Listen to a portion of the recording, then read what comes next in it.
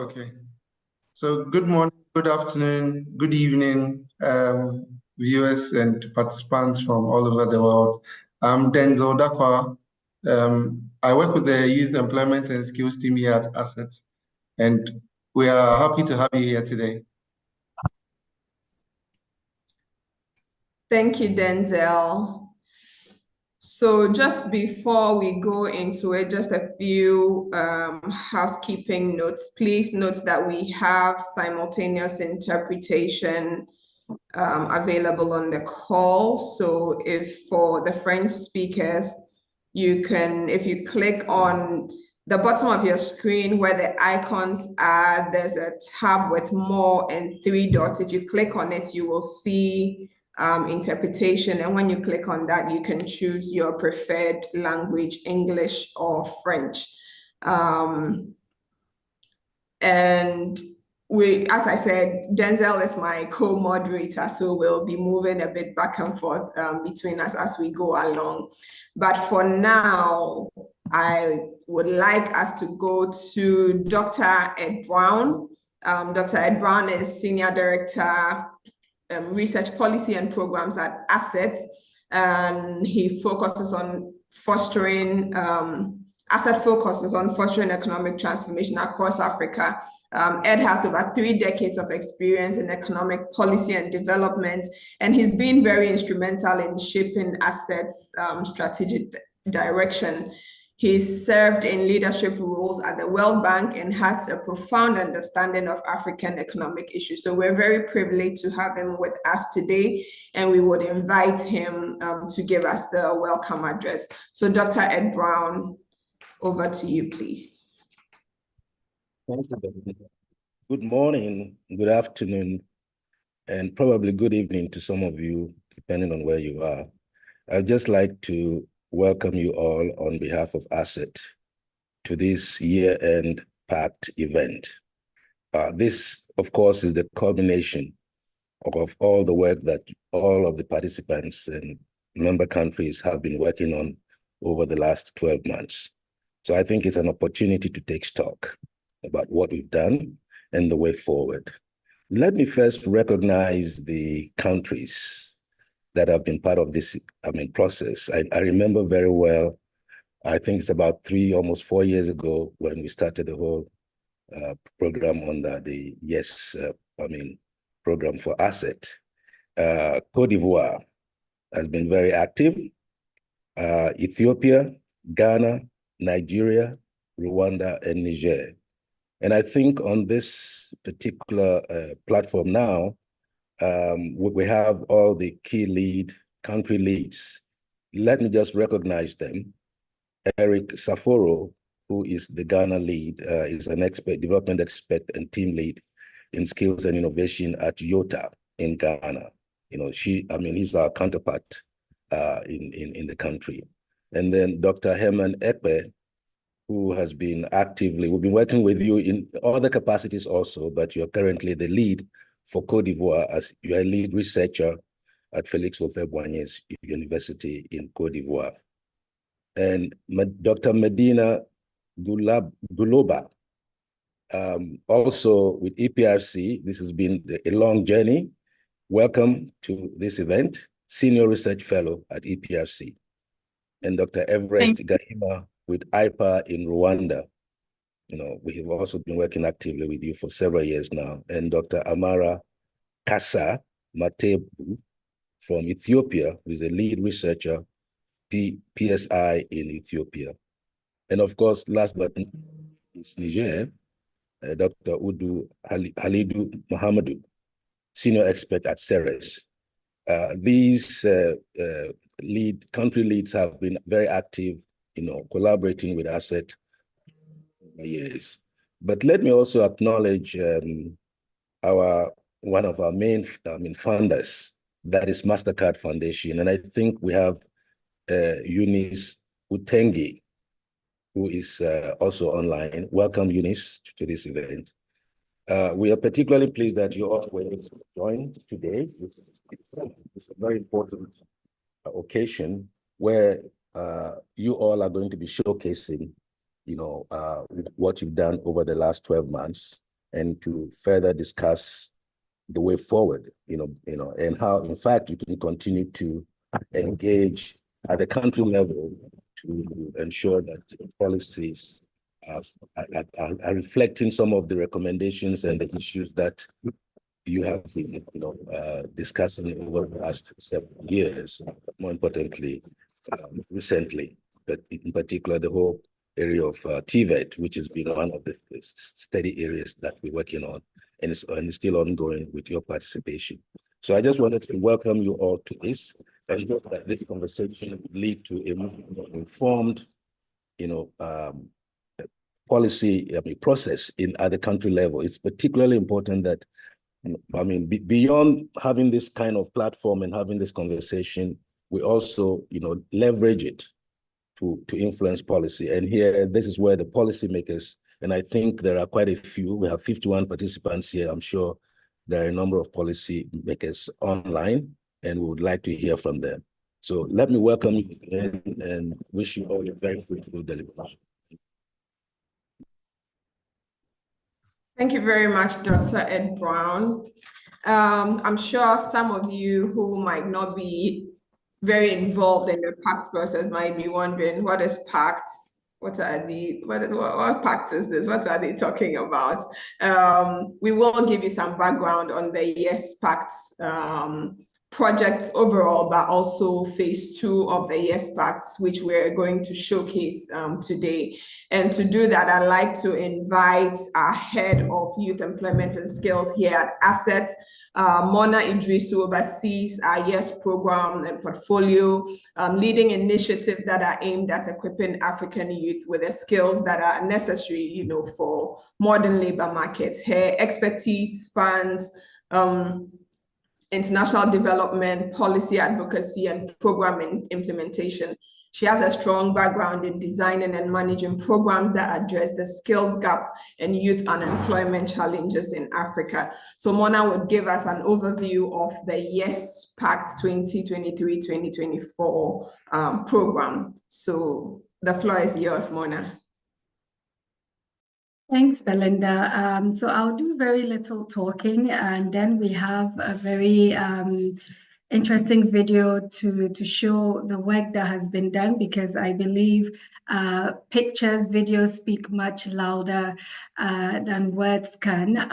So I would like to thank everyone once again for joining us. The Pan-African Coalition for Transformation serves as ACET's policy engagement tool. For the YES chapter, we've been actively working in 6 countries over the last year and a half or so, where we have been working closely with policymakers, serving as a critical friend to them, to support how we can implement some of the recommendations that we churn out from all of these policy think tanks that we work with, particularly in the area of TVET, as Ed mentioned, but more generally in addressing issues related to youth employment and skills, and also skills development for young people.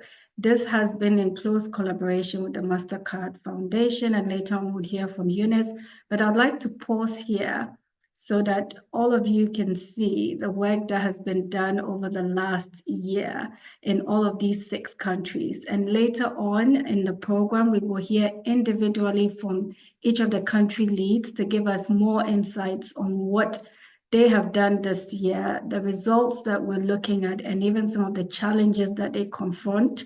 As we all know, policy engagement is a long game and can be sometimes challenging. So I'll pause here, if we can have the video play, and then I might come in afterwards. Thank you. Thank you, Mona.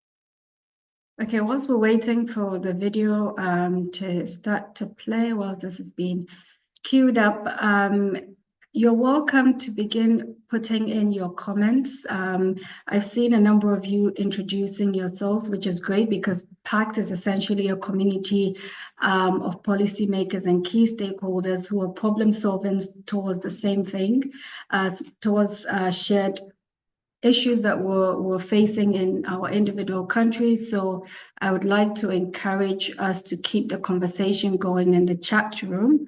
And if Thomas is ready, we can, Thomas, if you could play the YES PACT video.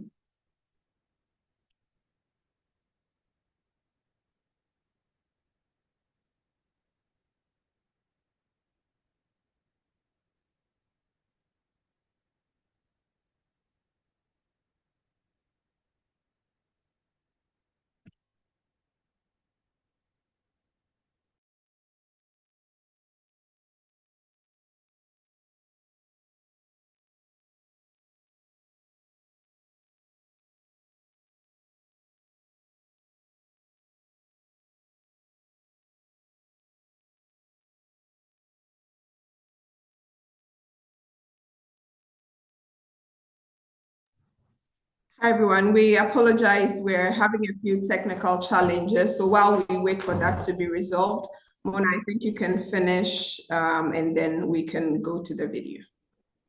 Okay, that's great. So over the next hour or so, you will hear from our individual country chapters on the work that's been done over the last year. I should say that from the end of the Secretariat, we have over the last year gone on to put together a number of convenings, what we call the YES PACT Learning Series, which allows our country chapters to present, so not just the leads, but policymakers in each of these countries. It serves as a platform for them to bring on board any issue that they're facing, and then allowing counterparts in other countries to comment on and give advice to them. So the YES PACT Learning Series, in the last year, we have been able to pull off 4 of such events. We have one each quarter. A number of you have joined us for each and every single event. So thank you for your continuous support and participation. I know that it's been helpful to a number of our partners and policymakers in helping them get ideas from other countries in how they have resolved issues that they're currently facing. We've also been able to have, is the video ready now? I can pause.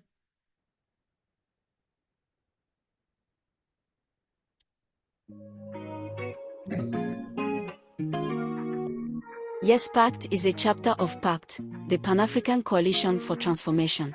PACT is a platform that helps African countries design and implement policies that support economic transformation. We bring together and work collaboratively with different stakeholders concerned with policy development and transformational implementation strategies around issues of youth employment and skills, gender, education, and the labor market to address youth unemployment and skills deficit. Over the past 2 years, YES PACT has driven transformative change across Africa. Our mission is clear: to empower the continent's youth with the skills and opportunities needed to thrive in today's dynamic world. Africa's youth face significant employment challenges. With the world's largest youth population, it's crucial to address the gap between education and employment opportunities. Our initiatives are designed to bridge this gap effectively. This year, we proudly launched the PACT Portal, a centralized hub for knowledge sharing and best practices in youth employment and skills development. We released 6 policy briefs, each tailored to specific challenges and recommendations within 6 African countries, providing valuable insights and actionable recommendations for policymakers. Our work has garnered significant media attention, highlighting our efforts to transform education and employment landscapes across Africa. Beyond YES PACT, our anchor institutions have made notable advancements in their respective areas, contributing to broader economic and social transformations. Our consultative meetings have been pivotal in aligning strategies, ensuring that our initiatives are responsive to the evolving needs of young Africans and the job market. Our 6 YES PACT chapters are making significant headway, partnering with local entities to foster education and employment opportunities. They've showcased their progress and laid out plans for future engagement. Key chapter members and policymakers include Côte d'Ivoire, Mr. Sangare Mustafa, Chief of Staff at the Ministry of Technical Education, Vocational Training and Apprenticeship, Mr. Kwadio Kuman, Technical Advisor to the Minister of TVETA, Mr. Seni Koku Victor, Inspector General Coordinator of TVETA in Côte d'Ivoire, Ethiopia, Mr. Medbi Alemehu, Desk Head, Career and Technical Education Curriculum, Ministry of Education, Mr. Bairu Desta, Academic Vice President, CPU Business and Information College, Private, Ms. Helen Reta, Manager for Research and Policy Analysis Division, Ethiopian Chamber of Commerce and Sectorial Associations, Mr. Teshome Feisa, Dean of Entoto Polytechnic College, Mr. Solomon Mulujita, Secretary General Basic Metals and Engineering Industries Association, Dr. Janine Abebe, Head of Academic Affairs, Technical and Vocational Training Institute, Ghana, Eric Saforo, Development Expert and Team Lead, Youth Opportunity and Transformation in Africa, YOTA, Ghana YES PACT Chapter Lead, Divine P, Senior Program Officer, Africa Education Watch, Kofi Asare, Africa Education Watch, Dr. Charity Binka, Doris Kessi, Nana Bafo Ewa, Director Pre-Tertiary Education, Ministry of Education, Ghana, Niger, Dr. Odo Haledu Mahamadou, Director General, Sarizis, Dr. Useni Megogi, TVET Consultant, Sarizis, Abdel Nasser Ye, Sarizis, Ye Abdel Nasser, Project Officer, Sarizis, Tohe El Habubakar, Translation Officer, Sarizis, Amadou Belia, Sarizis, Amasu Moli, Sarizis, Rwanda, Evariste Gahima, Rwanda Institute of Policy Analysis and Research, Rwanda YES PACT Chapter Lead, Honorable Claudette Irora, PAC Champion, Minister of State in charge of ICT and TVET, Ministry of Education, Sylvie Musio, Vice Chancellor, Rwanda Polytechnic, Damascene Renseho, Youth Employment and Entrepreneurship Specialist, Rwanda TVET Board, Ntazimona Annette Ho, Youth Engagement Specialist, National Youth Council, Amos Mpitendinda, Skills Development Specialist, Rwanda Education Board, Uganda, Dr. Madine Guloba, Senior Researcher, YES PACT Lead, EPRC, Balone Mwazigwa, EPRC, Elizabeth Bairabwa Alairo, EPRC, Blessing Atwine, EPRC, Simon Gilbert, Chairperson PACT Committee. What do our anchor institutions say about the Pan-African Coalition for Transformation? Here's what they say about the YES PACT initiative.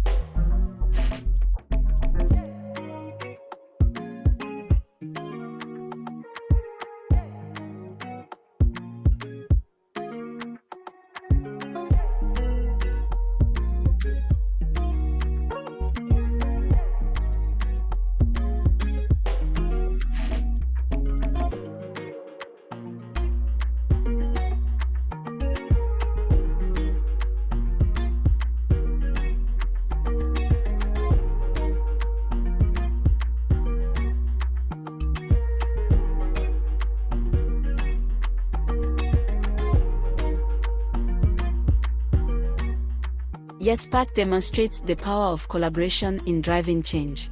Together, we can accelerate Africa's transformation and ensure a prosperous future for its youth. Join us in this journey of empowerment and growth. To learn more about YES PACT and how you can get involved, visit our website or contact us at yespact@acetforafrica.org.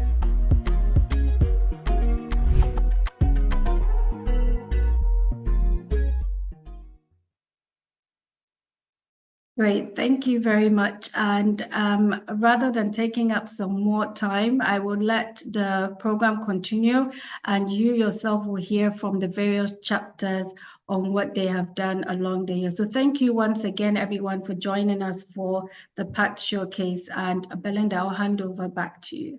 Thank you. Thank you, Mona. Thank you, and thank you, Thomas. So we'll just quickly go to, as Mona mentioned, the MasterCard Foundation has been an extremely great supporter of our YES program, and we're glad that they were able to join us today. And so I'd like to invite Eunice Mutengi, who is Acting Senior Director, Research and Learning at the MasterCard Foundation. She brings over 20 years of experience in program design, research, and policy development to her role at the MasterCard Foundation. She has worked extensively on initiatives that promote youth employment and education, with a focus on empowering young people through skills training and capacity building. Eunice's work is driven by a commitment to leveraging data and research to inform impactful programmatic strategies. So Eunice, you're welcome to the PACT Showcase, and please take the floor. Thank you so much, Belinda, and thank you, Dr. Brown, and thank you everyone else who is here today. I'm really excited to be here, and just seeing, just the interest and the engagement around YES PACT and this annual showcase. And just a huge welcome to all of the esteemed policymakers who are here and other key stakeholders. And most importantly, to any young people who might be here, because the young people are our future, and so we really hold you in high value. As you know, Africa has the fastest growing youth population at a time when many other continents will soon have negative growth. And so, it's really, this is a really important agenda, and so a really important reason why we're here today. And we know that a significant gap also exists between the number of young people entering the workforce each year and the opportunities that are available to them. And there's often a mismatch, for young people in their work journeys as they aspire, to be able to have dignified and fulfilling livelihoods. In some cases, it's a mismatch between what they aspire to and the skills and education that they have that will enable them to succeed, to thrive, and to ensure that they've adequately prepared to leverage some of the new technologies, macro trends, and opportunities related to the changing nature of work. At the MasterCard Foundation, we envision a world where everyone has the opportunity to learn and prosper. So this is a world where every single young person in Africa would be able to thrive and have the skills that they need to contribute to every sphere of life that they want to. And this is why in 2018, we launched the Young Africa Work Strategy, which is a bold strategy where we are seeking to enable 30 million young people to access dignified and fulfilling work by the year 2030. And of these, 70% should be young women.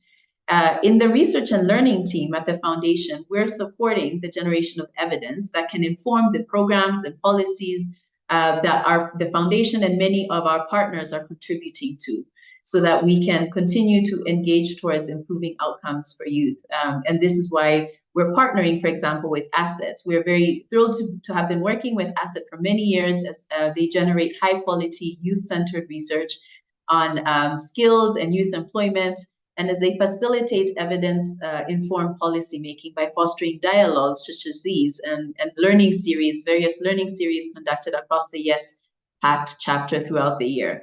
And so we are grateful to ACET for this collaboration. We're grateful to all of you who have been participating in this work and who have provided your insightful views and insight and comments and dialogue. And we're grateful to all of the stakeholders and every single person who is here today for your contributions. We look forward to continue to learn from you and to learn with you as part of this learning series. Thank you. Thank you so much, Eunice. And I'd also like to recognize Ms. Mara Riaz, also from the MasterCard Foundation, who is on the call with us. So thank you so much for joining us. And we're looking forward to working together for many more years. Now, at this point, you've all heard that we'll be hearing directly from our anchor institutions on the work that they've been doing over the last year.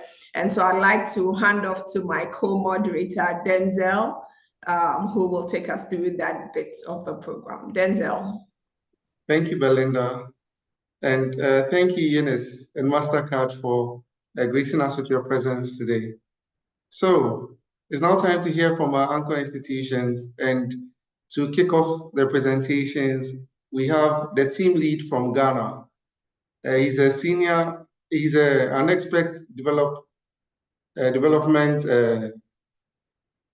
and project lead of IOTA, and he's also the YES PACT Ghana lead. Mr. Eric Saforo, the floor is yours. Thank you very much. I hope you can hear me. Greetings to everyone. So I don't have to say good afternoon, good evening, good morning. Denzel, are you going to share my screen, or should I share the PowerPoint myself? Yeah, you can share. Okay, go ahead. Okay, fantastic. In that case, give me a second. Let me load that. All right. Okay, so I think most of the introductions have been done already about what the YES Pact is. And so for the Ghana chapter, for our presentation, this is the overview. The Ghana chapter, we have Nana Bafwe, who is the Director Pre-Tertiary Director for Pre-Tertiary at the Ministry of Ghana, the Ministry of Education in Ghana, and then the anchor institution is IOTA. The members, our membership, as they mentioned their names, we have membership from policy institutions, so policymakers of mainly the ministries, Ministry of Education, Ministry of Employment and Labor Relations, and we have Ministry of Gender as well as part of it. For policy implementers, we have the Ghana TVET Service, the Commission for TVET, and we have other institutions as well. Some of the civil society organizations that are part of the YES Ghana chapter, or YES PACT chapter in Ghana include PEMPLAS, BITE, Oxfam, GNEC, and others. And then we have the Association of Ghana Industries forming part of the private sector organization. So we have these 4 key stakeholders who form part of the YES Pact in Ghana. For this phase, I'm sure you heard that we had 2 phases. So the first phase, we had a showcase on it, but the second phase, our focus in Ghana was mainly to support the development of guidance and counseling by the Ministry of Education, and then to support the review of national employment policy by the Ministry of Employment and Labor Relations. So those are the things we worked on. And what were we able to achieve? First of all, the YES Pact provided technical assistance through the process of the policy development. And the YES Pact also facilitated youth consultation on the draft policy that came through. Then currently, the draft policy is awaiting a final technical working group review before the Minister of Education sends it to the Parliament of Ghana for approval. So we've come a long way in a year and a half on the policy, and we're hoping that by end of the year, hopefully the policy will be passed, and then we'll have a policy to work with as well. So these are some of the pictures that we had during the guidance and counseling youth consultation as well. When it comes to the national employment policy, we've engaged the Ministry of Employment and Labor Relations. We developed 2 knowledge products, a policy brief and a newsletter on youth employment in Ghana, pulling out specific issues that we want addressed in the new revised policy.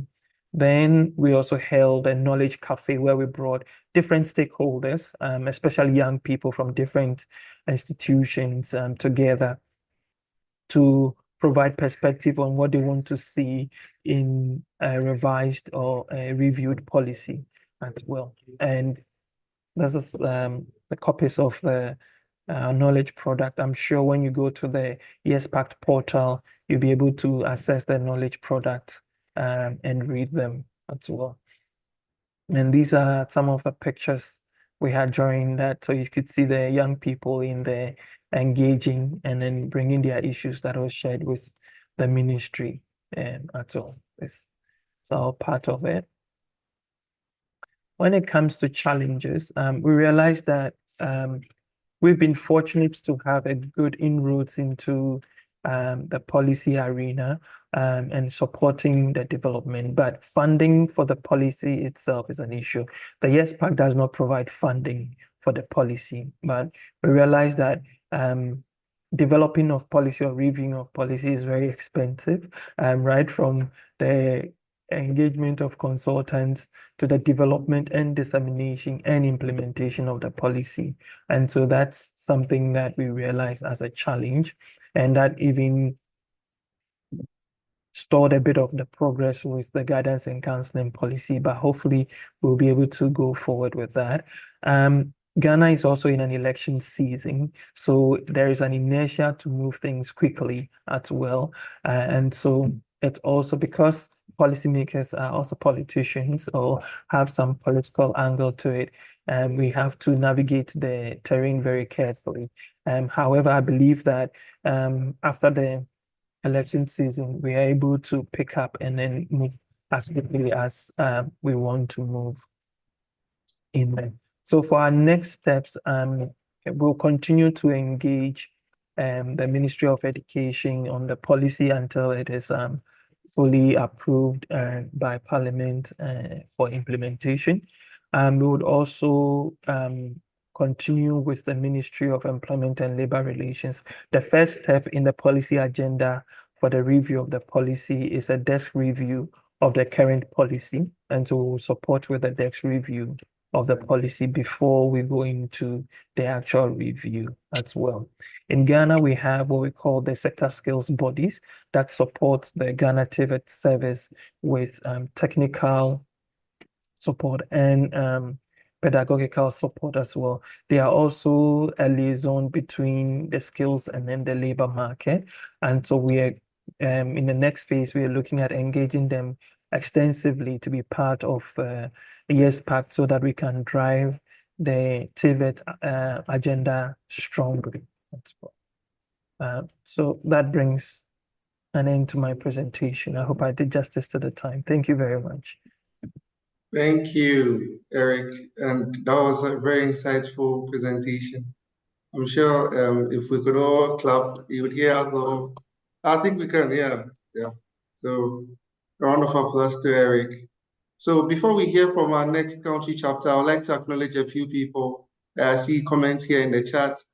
So hello, Amina. Hello, Dr. Rejoice. Hello to Sadat as well. Thank you all for joining. And hello to Kamal. Okay. So our next country chapter is in the person of Dr. Madina Globa. She's the Senior Research Fellow at the Economic Policy Research Center. She leads research on economic policy and development issues, and she has been pivotal to Uganda's policymaking and implementation processes with regards to youth employment and skills. Dr. Madina from Uganda, the floor is yours. Thank you, everyone. Thank you, Denzel. And of course, it's afternoon here. So ideally, good afternoon to those in within the time frame like ours. Good morning, good evening. And it's good to be here. And ideally, to keep time, I should just share with you what we've done in the second phase. Because we in Uganda, in the Uganda YES PACT chapter, I also would like to recognize some of the PACT champions who are also here. We have Sadat, we have Anna, we have, I think, people from NCDC, who I know the video did not capture you all, but they are a part of this engagement and the showcase.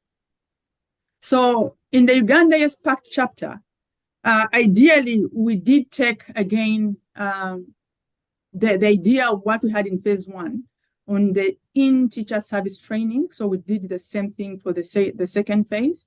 And ideally, we're going to share with you what we have achieved to date. So this is the outline for the presentation, ideally as also what Eric did.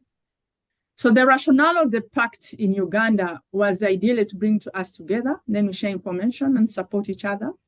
And then we designed and implement these policies that are really of mutual interest.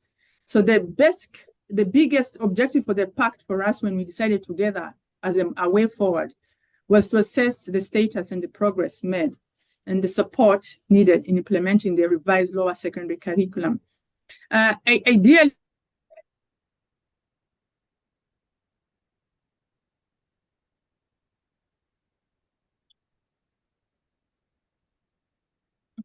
I think we're having a little bit of technical challenges.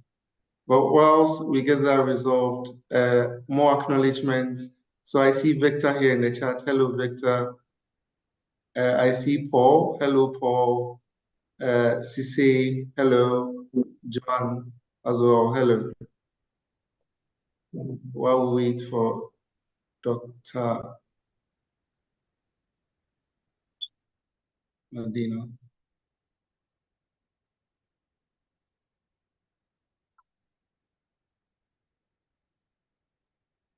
Okay.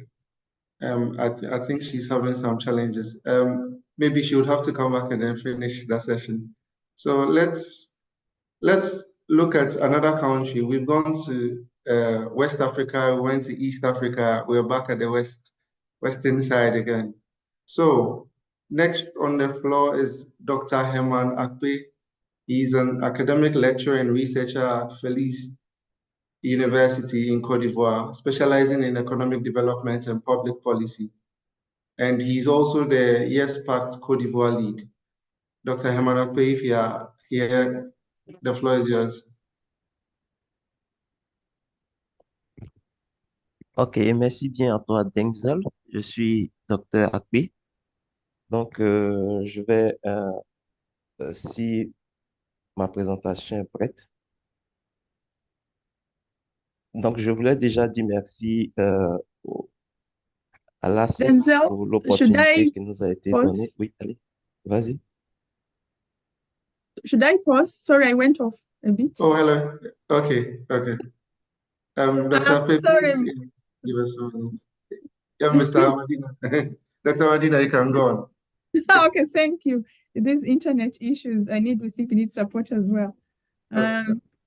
So ideally, as I was saying, okay, our biggest objective here, which was a mutual agreement, was to assess the status and in progress made and support needed in implementing the revised lower secondary curriculum.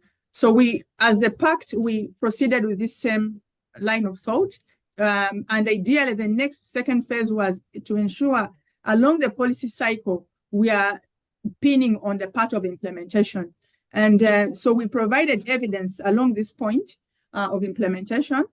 And so that's what we are now focusing on in terms of what next there within the objective of the pact around implementation. So the advocacy strategy was still to ensure we have competent teachers that are delivering this low revised curriculum by 2025. And our stakeholders and the part of the pact champions are the EPRS, of course, as we said, the Ministry of Education, both the commissioners in charge of secondary education and those of even TVET. Then we have the National Planning Authority, which is very critical as we are trying to shape the human capital for the country. And then we have the National Curriculum Development Center. Those are in charge of the curriculum themselves, of course, the new revisions we are seeing. The civil society, we see Anna and Sadat here today. Those are the youth champions in terms of the people they deal with every day. Then the academia. And people will usually forget the cultural institutions and religious institutions in this education space as part of the stakeholders in the champions for Uganda. So some of the achievements we've done is we really to ensure that we have buy-in from our stakeholders. Because in the second phase, Ministry of Education came in on board a bit in the second phase with a high level of interest, given that we're looking at the in-service teacher training.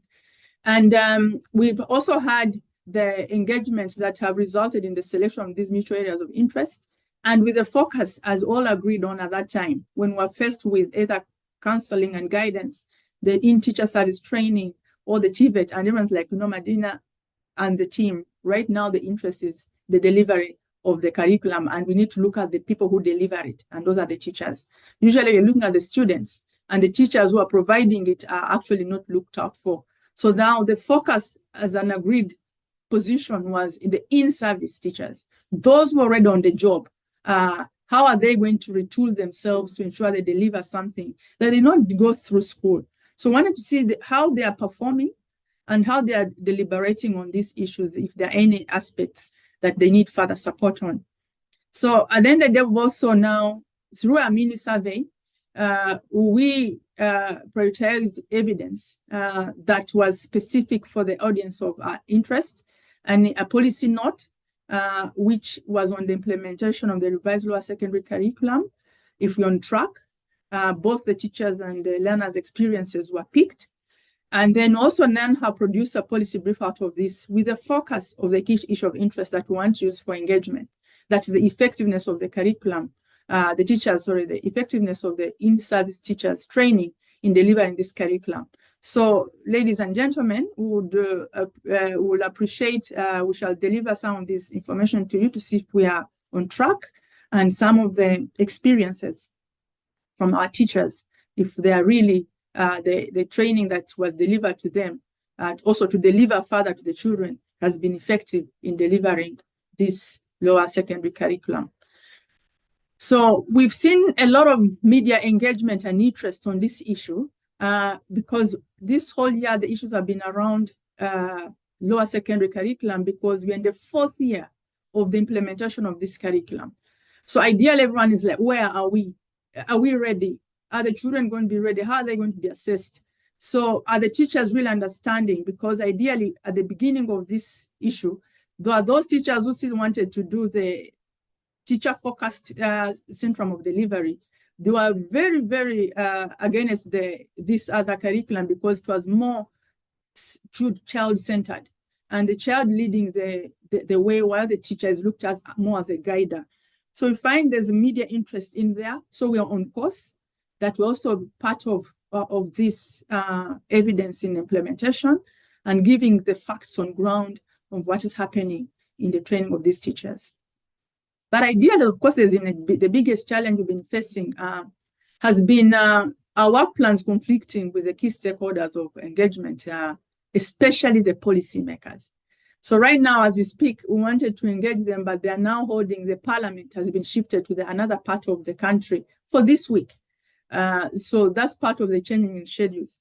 Also, of course, the changes in schedules of the PACT champions themselves.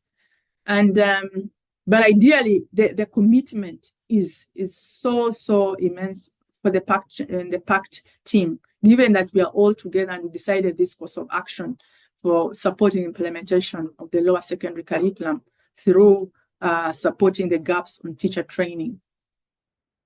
So one of the biggest issues, as we've seen, the impact has been bringing together the stakeholders to prioritize our level of focus of mutual interests, because when you define a course of action, then there is also buy-in in that course of action to see its execution, rather than having it as a top-bottom, that this is what we want to do. And then we've been seeing a big level of appreciation of this evidence that we are bringing, and the willingness to use it. So a case in point is that because part of the PACT champions are the National Curriculum Development Center and Ministry of Education, when we are conducting some of these field visits, and the teachers would tell them some of the challenges they are facing, either in materials or in terms of internet, they would see it practically, and in terms of the gaps in scoring the students. So we found that they would call on instantly their fellow partners to come in to fill in these gaps as we are doing these mini surveys. Like the Uganda National Examinations Board was brought in on board to ensure that they fill in the gap of scoring, the teachers understanding how they're going to score the students on their projects. So we saw that appreciation and willingness to use this evidence, even as we were in the field, because of the people, the kind of persons on the championship itself in the PACT we are having. So our next steps, ideally, to ensure we engage this legislative arm of government on education. When they come in, I think from the northern side where they're holding their parliamentary sessions. So we are going to ensure we go in with this evidence with them, since we already have the champions from the Ministry of Education and the National Curriculum Development Center and the youth groups that are part of this to engage them with the evidence they've been part of in producing. So then also the other bit for phase 3, we hope to, of course, to ensure we have again another mutual topic of interest. We have an evidence issue around it, and then we move. So this is us engaging in the some of the schools. You can see that one of the ladies with the hand up is the Deputy Executive Director of the National Curriculum Development Center. We have the Sadat who is online. I can see him there. Those are the directors of the youth groups. I have some of the teachers also, you can see them are part of the PACT champions to see that they are part of the people involved in making change as it comes. So ladies and gentlemen, that's what we have. But the best thing about championships is involve the people who actually do these issues. It's easier to ensure you have uptake of what you're producing. I submit. Thank you, Dr. Madina. Very powerful presentation, and well done to Uganda as well. Dr. Akpe, the floor is yours. 7 minutes. Thank you.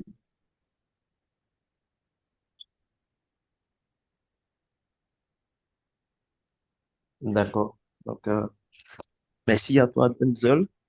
Et comme je le disais tout à l'heure dans la vidéo précédente de l'ACET, merci à l'ACET parce que l'ACET nous permet d'aller un peu plus loin que la recherche.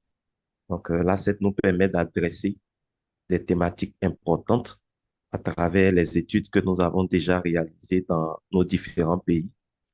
Encore merci à tous les intervenants de tout à l'heure qui ont présenté les problèmes clés que rencontre leur pays et qui ont également donné des solutions intéressantes pour l'avancée de l'ETFP, donc de la formation professionnelle en Afrique. Alors, je parle vraiment sous le couvert du professeur Kwaku Clément, qui est le directeur du CREMID et donc le responsable de la structure pour laquelle je prends la parole, qui est présentement en voyage. Donc, je ne sais pas s'il nous suit présentement. En tout cas, grand merci au CREMID qui nous permet de réaliser aussi ces études. Alors, donc, Denzel, pour la Côte d'Ivoire, nous avons fait cette petite présentation qui montre à peu près les activités qu'on a réalisées au cours de cette année de plaidoyer. Donc, on peut évoluer pour que je parle du plan de présentation. Denzel, next. Next, please. Voilà. Alors, donc, au niveau du plan de présentation, je ne sais pas si nous aurons à parler énormément. Les autres ont été suffisamment clairs, surtout le Ghana qui aborde à peu près dans notre thématique. Nous allons parler en introduction des réalisations du pacte YES Côte d'Ivoire.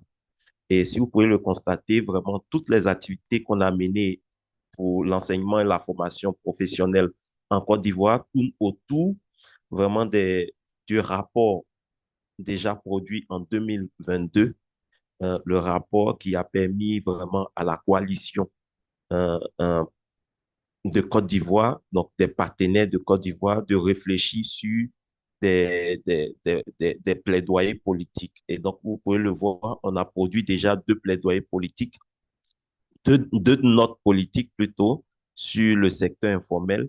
Et tout le monde sait à travers les constats Côte d'Ivoire que plus de 9 personnes sur 10 se retrouvent dans le secteur informel. C'était vraiment quelque chose de très important pour nos partenaires et ils ont voulu adresser ça sous la forme de plaidoyer. On avait aussi écrit une deuxième note politique sur le renforcement du partenariat école-entreprise. Donc, ce partenariat devait permettre une meilleure dynamique au niveau des écoles de formation professionnelle, de l'enseignement technique également. Donc, voici à peu près ce qu'on a réalisé. Et donc, le rapport Côte d'Ivoire a été formulé sur une version plus courte qu'on a appelée la matrice Donc, c'est une matrice qui nous permet de voir à peu près le rapport au niveau des défis, euh, euh, euh, au niveau de tout ce qui a été réalisé et des recommandations, bien sûr. Si on peut évoluer, je vais présenter ce que les partenaires ont dû réaliser. Oui. Alors, donc, au niveau de la Côte d'Ivoire, j'aime beaucoup ce schéma parce que ce schéma traduit tout le travail que les partenaires, je vais vous présenter les partenaires après, il traduit vraiment tout le travail que les partenaires ont pu réaliser au niveau de la Côte d'Ivoire. Si vous voyez bien dans ce schéma, les partenaires ont voulu adresser les problèmes de l'ETFP sous la forme, sous une forme globale. Et sous cette forme-là, il y avait beaucoup de défis. Vous savez qu'on n'a que 5% de nos apprenants qui sont dans la formation technique, la formation professionnelle. Ça veut dire que 95% de nos apprenants se retrouvent dans l'enseignement général. C'est un gros problème en Côte d'Ivoire. Et nous sommes vraiment conscients que le ministère des TVET, donc le ministère de l'ETFP en Côte d'Ivoire, a voulu augmenter ce nombre d'apprenants. Et qu'est-ce qu'il fallait faire? On a réuni les partenaires autour de cette thématique et on a réfléchi sur ce qu'il fallait faire. Et les partenaires ont été clairs avec nous. Nous ont dit clairement qu'on a deux groupes d'acteurs. On a un groupe d'acteurs que vous voyez sur la gauche qui décident, qui prennent des décisions, qui influencent le groupe d'acteurs qui est juste en bas. Donc, vous voyez que la communauté, les parents, les apprenants sont vraiment la source des stigmatisations, des pesanteurs culturels. Donc, tout ce qui est dit sur le TFP qui n'est pas juste provient vraiment des acteurs qui sont en bas. Et c'est des acteurs qui ont des difficultés à s'autodéterminer. Quand vous voyez les gens qui vont à l'ETFP, on vous dit par exemple que les personnes qui vont à l'ETFP, ce sont des personnes qui sont âgées. Ce sont des personnes qui n'ont aucune chance d'aller dans l'établissement public. Et tout ça, c'est faux. Et donc, ces acteurs qui sont juste en bas ont besoin de s'autodéterminer. Et c'est sur cela que les acteurs de YES PACT Côte d'Ivoire ont réfléchi et ont fait des propositions. Et donc, parmi ces propositions, il fallait travailler sur l'information. Donc, l'information, c'est comment est-ce que nos futurs apprenants, comment est-ce que les parents et comment est-ce que la communauté pourrait avoir l'information juste sur les ETFP, sur les métiers de l'ETFP pour pouvoir guider leurs enfants vers ces filières-là. Ensuite, comment est-ce que les apprenants qui entrent dans le système PTFP peuvent s'orienter? Comment améliorer leur processus d'orientation? Et tout ce que je dis, c'est les partenaires de l'ETFP qui ont vraiment réalisé en Côte d'Ivoire. Ensuite, la troisième chose, c'est comment est-ce que, à l'intérieur des structures de formation de l'ETFP, on pourrait guider les apprenants dans leur programme de formation. Comment est-ce qu'ils pourraient trouver les programmes adéquats au métier qu'ils pourraient effectuer? Et donc, c'est vraiment là-dessus que nous avons beaucoup réfléchi. Si on passe à la prochaine slide, je vais vous montrer vraiment là où le plaidoyer s'est présenté. Next, please.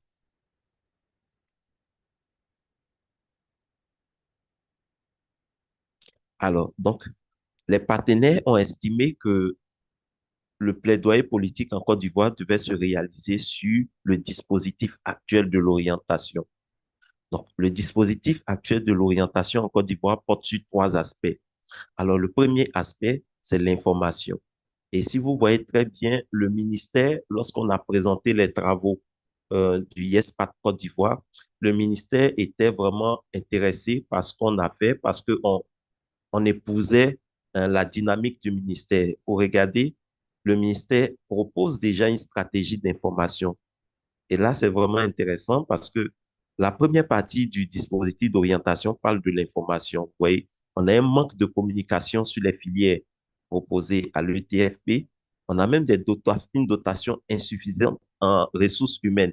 Donc, vous voyez qu'on a à peu près 170 inspecteurs d'orientation pour l'ensemble des établissements de l'ETFPA en Côte d'Ivoire. Et ça, c'est vraiment très peu. Et vous voyez qu'il y a une absence de politique de décentralisation. C'est-à-dire que quand un apprenant, un futur apprenant de l'ETFPA veut aller s'informer, il y a très peu de structures auprès desquelles il faut aller. Donc, on a très peu de personnel qui peuvent les recevoir. Alors, donc, le ministère se penche déjà là-dessus et le YES PACT Côte d'Ivoire les accompagne sur ce projet-là. Mais seulement, ils sont très intéressés par la deuxième partie du système d'orientation. Vous voyez, la formulation des vœux. Et au niveau de la formulation des vœux, vous verrez que le choix de l'apprenant devrait dépendre de sa personnalité. Et ça, c'est les conseillers d'orientation qui nous le disent. Il faut prendre en compte sa personnalité, ses goûts, ses valeurs, sa motivation, sa connaissance de ses compétences et puis sa connaissance du marché du travail. Ils nous ont dit que c'est pas vraiment fait en Côte d'Ivoire et qu'on oriente les enfants à partir de leurs notes, donc à partir des notes scolaires. Donc, il faut prendre aussi en compte la personnalité des enfants, il faut prendre en compte leurs compétences et puis leur connaissance du marché. Et puis, vous voyez qu'en troisième lieu, on a la validation des choix. La plupart de nos apprenants valident les choix en fonction des connaissances de leurs parents, de leurs amis. Ça, c'est pas vraiment juste. Il faut qu'ils formulent leur choix en fonction de ce que les inspecteurs d'orientation leur auront dit. Et donc, le ministère était très intéressé par le travail du YES PACT Côte d'Ivoire sur le dispositif d'orientation. Après présentation, on a vraiment décidé de partir sur l'écriture d'une stratégie de communication qui prend en compte ces aspects de l'orientation dans le TFPA. On peut continuer?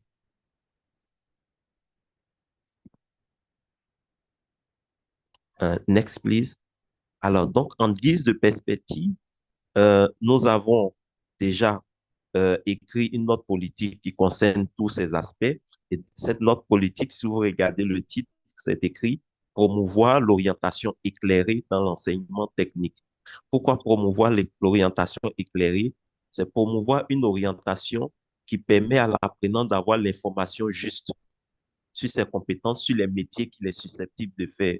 Après, il pourra réajuster sa formation en fonction du métier qu'il veut faire. Donc, on permet à l'apprenant de s'auto-déterminer. Et c'est ce qui plaît vraiment à nos partenaires qui pourront permettre aux apprenants de ne plus choisir les voies habituelles d'orientation, mais de choisir aussi les voies de l'ETFP. Donc, le ministère a choisi de valider auprès du YES PACT Côte d'Ivoire cet aspect-là, c'est de promouvoir les tests psychotechniques d'orientation. Donc, les tests psychotechniques d'orientation, c'est des tests qui pourront se faire en ligne. Et donc, le ministère est en train de travailler avec le YES PACT Côte d'Ivoire sur une stratégie de communication qui intègre Hello, les Dr. tests. Akpe. Oui, Dr. Akpe, you have just 2 minutes remaining. Just for you. oui, j'ai quasiment fini. Et donc, vous voyez qu'il y a aussi l'instauration d'un dossier projet professionnel qui permettra à l'apprenant de réajuster, n'est-ce pas, sa formation en fonction des informations qu'il aura eues sur le marché de l'emploi. Alors donc, le dernier point qui a été validé par nos partenaires, donc le ministère, c'est de créer des centres d'information et d'orientation spécifiques. Donc, ce sont des centres qui permettront à nos apprenants d'avoir l'information juste. Alors, donc, on peut continuer. On est quasiment à la dernière slide.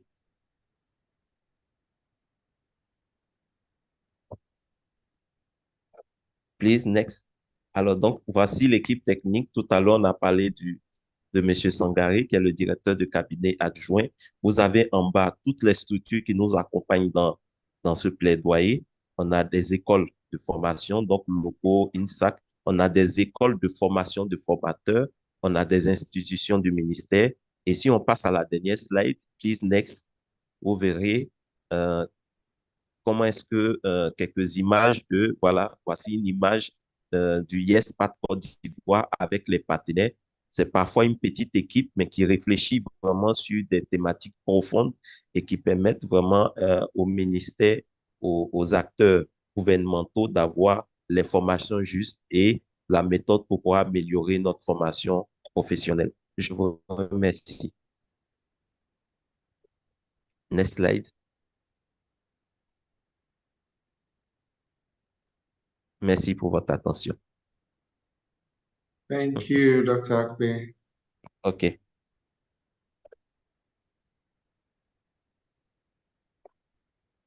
Yes, so in the comment section, I'm seeing questions about how you can join the YES Pact initiative, and I'm also seeing questions about how to foster more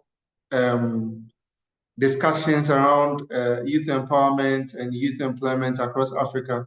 Well, the good news is we have a surprise for you today, just after, and I'll let my co-moderator introduce the person who would, give you the surprise I'm talking about. Belinda, over to you. Thank you very much, Denzel.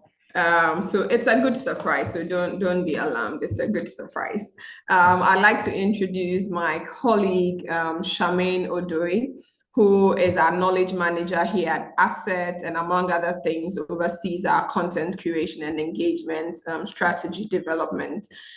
She will introduce the very great surprise that we have for you that we believe would help to boost engagement among all the stakeholders working on youth employment and other youth-related issues. So Charmaine, over to you. Thank you, Belinda. Thank you, Denzel.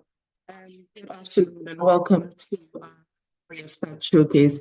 Thank you so much for joining and taking the time to engage with us. So the surprise that my colleagues are talking about is the PACT portal. We are so excited that we've been able to launch our YES PACT portal. We've been working on it with our anchor institutions for a while now. And so we're very glad that we're able to launch it here on this platform today. So the PACT portal is a go-to hub for sharing insights, best practice, progress updates, recommendations, all within the YES PACT network. Because as Mona had mentioned earlier, the whole purpose of PACT is really to get our chapter members engaging with each other across different countries. So we want to share best practice, we want to share recommendations, and we want to learn from each other.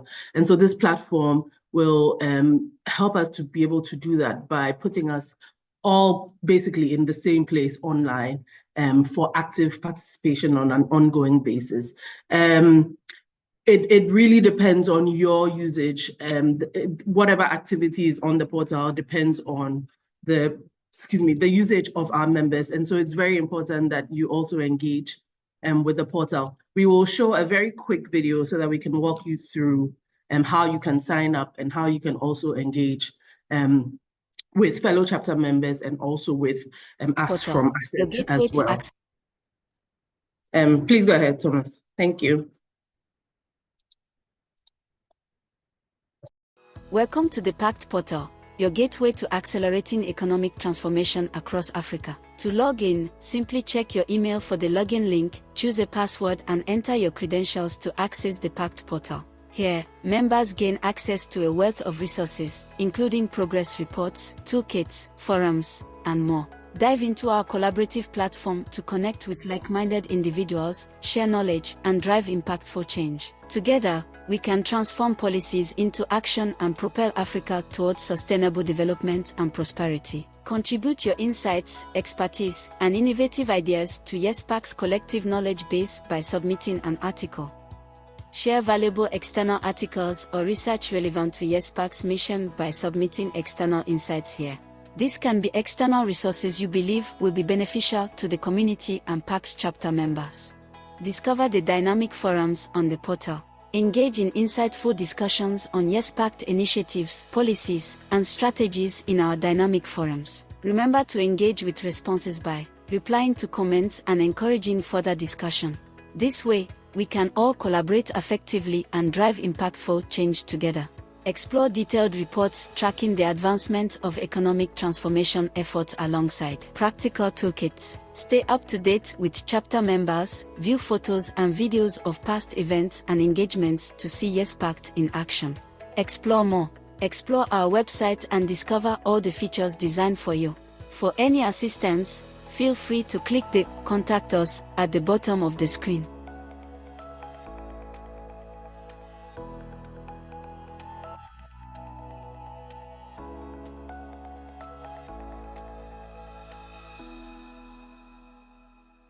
Wow. Great. So, Denzel, sorry, just 1 second, just to wrap up quickly.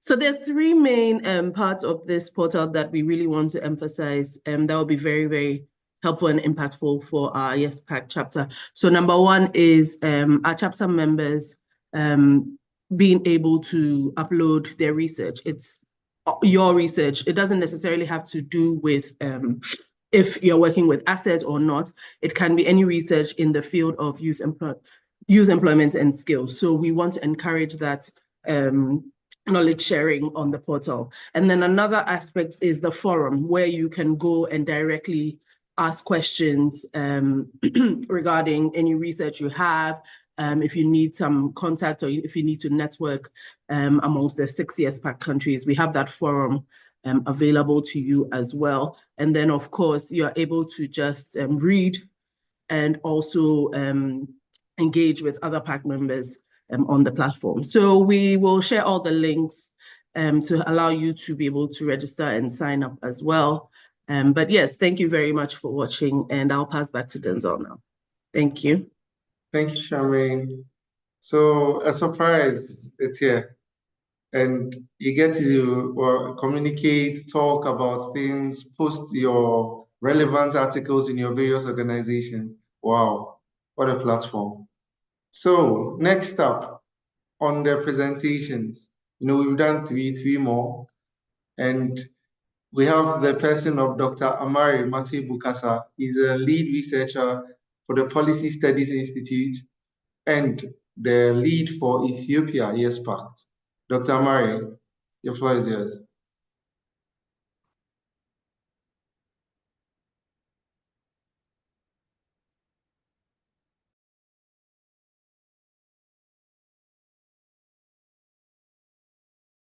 Hello. Hello, Dr. Can you hear me Amari. now? We can hear you. Okay. Yes. Okay. Thank you. Thank you, dear all, especially the YES PACT members. I would like to thank you for all of your efforts for the success. Yeah, in Ethiopia, in the YES PACT phase 2 in Ethiopia, we focused on TVET teachers' professional competency for this year.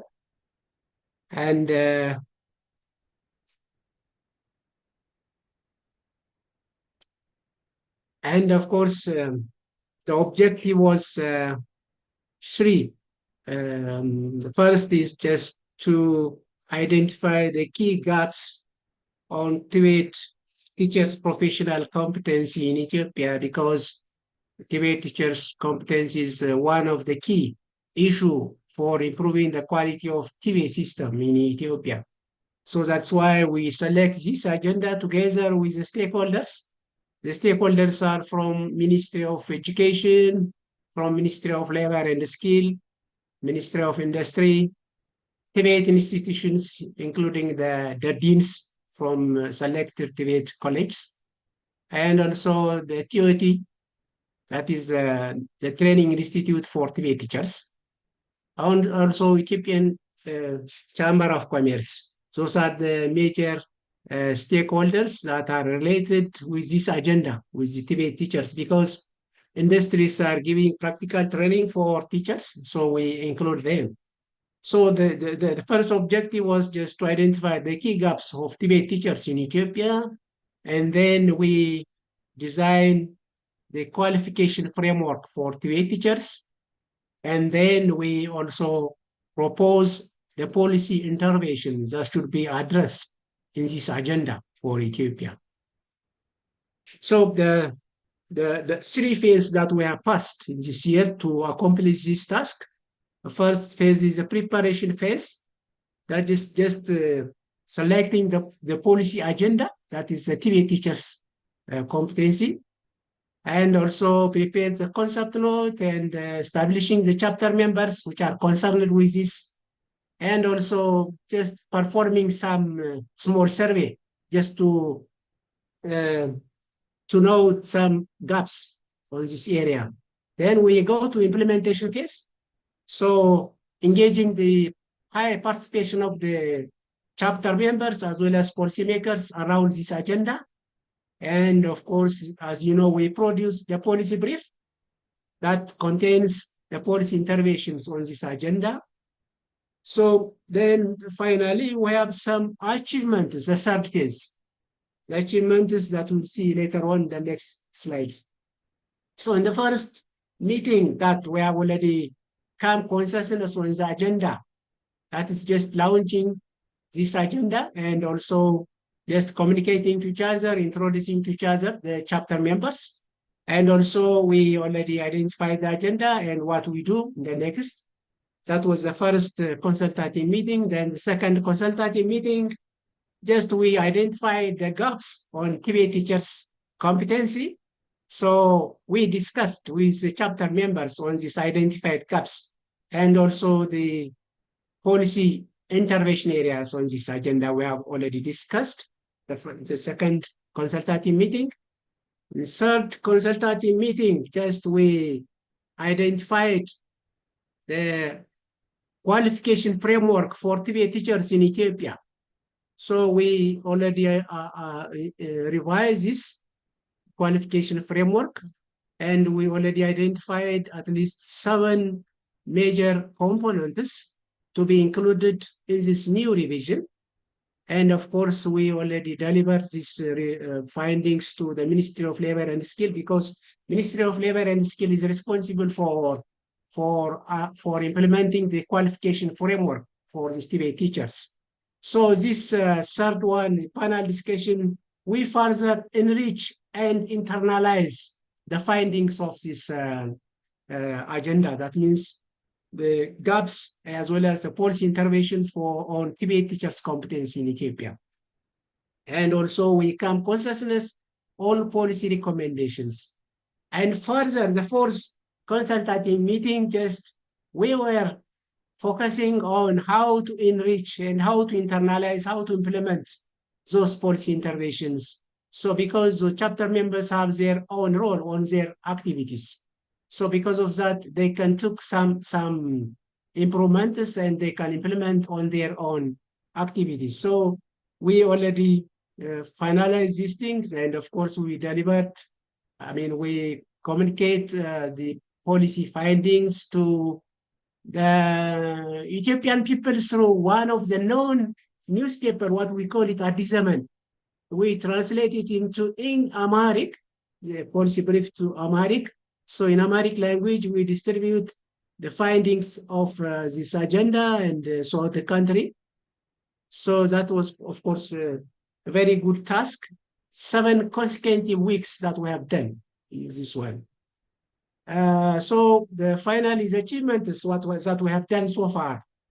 Of course, the chapter members, they have developed their knowledge on this area because the chapter members are the stakeholders. They are concerned. They have to implement those issues. So just they got money, knowledge and information on this regard, and also they make a network. By the way, this network just resulted just to revise the national TVA strategy. At the current time, there are 2 teams, the advisory team and the technical team. Both of the advisory team and the technical team are from these chapter members because they have already done so much. So because of that, the Ministry of Labor and Skill has selected those persons as the advisory team and as a technical team to revise the national TVA strategy. Of course, this national TVA strategy was developed before 14 years. So at the current time, the research findings, the policy recommendations are used as input for revising the national TVA strategy by Ministry of Labor and Skill. And of course, I am a member of the advisory team. Under the advisory team, there are technical teams. So in the technical team also, there are some chapter members there. And second, the qualification framework for TVA teachers that was developed in 2010. After 14 years, they are going to revise this qualification framework of TVA teachers. So this is also used as input. And the future, three more tasks that we have to do. The first is just it is planned to use these findings to train the new teachers which are recruited by Ministry of Education for grade 11 and grade 12. Because at the current time, Ethiopia has selected vocationalization, emphasize vocationalization. So starting from grade 7, so especially they are employing TBA teachers. So because of that, they will give orientation based on these findings. So the other one is just plan to use these results to use in the TBA Teachers Capacity Development Program, which is going on by Ministry of Labor and Skill. And finally, some TBA teachers, including Toto College and the CPU Business College, that's a private one, they are planning to give orientation for their TBA teachers on those findings, especially on the qualification framework. Challenges, more or less. Of course, we pass those challenges, just you cannot consider it as a challenge until now. So it's some challenges maybe regarding to the finance. Of course, we are covering with negotiating with PSI, Policy Research Policy Studies Institute. And of course, there are some challenges to get the policymakers, especially higher officials, because of many meetings. And of course, through frequent communication, we have done it. That's, of course, the challenge. And the next step, we have to integrate, we have to work together with Ministry of Labor and Skill and Ministry of Education. Our institute is working with them, and also we have to make it strong, this connection. And of course, as I've told you before, we are a member of the advisory team and the policymaking team at the national level for both this TBA strategy and qualification framework in MOLS. And of course, I already mentioned those 3 remaining tasks that we have to do with TBA institutions, as well as with Ministry of Education and also Ministry of Labor and Skill. That's all. Thank you. Thank you so much, Dr. Amari, and congratulations to Ethiopia for a successful year as well. So next up, we have Dr. Udu Halidu Mohamadu. He's a senior expert at CERIS in Niger, and he has been dedicated to advancing policies that support economic opportunities and social inclusion for young people in Niger. Dr. Udu, the floor is yours.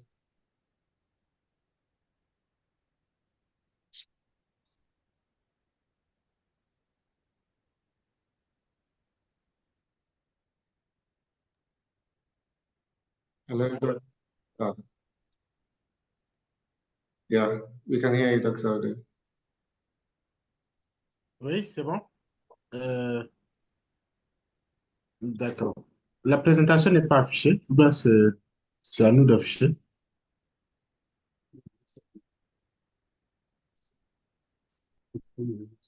Denzel, la présentation du Niger, s'il vous plaît.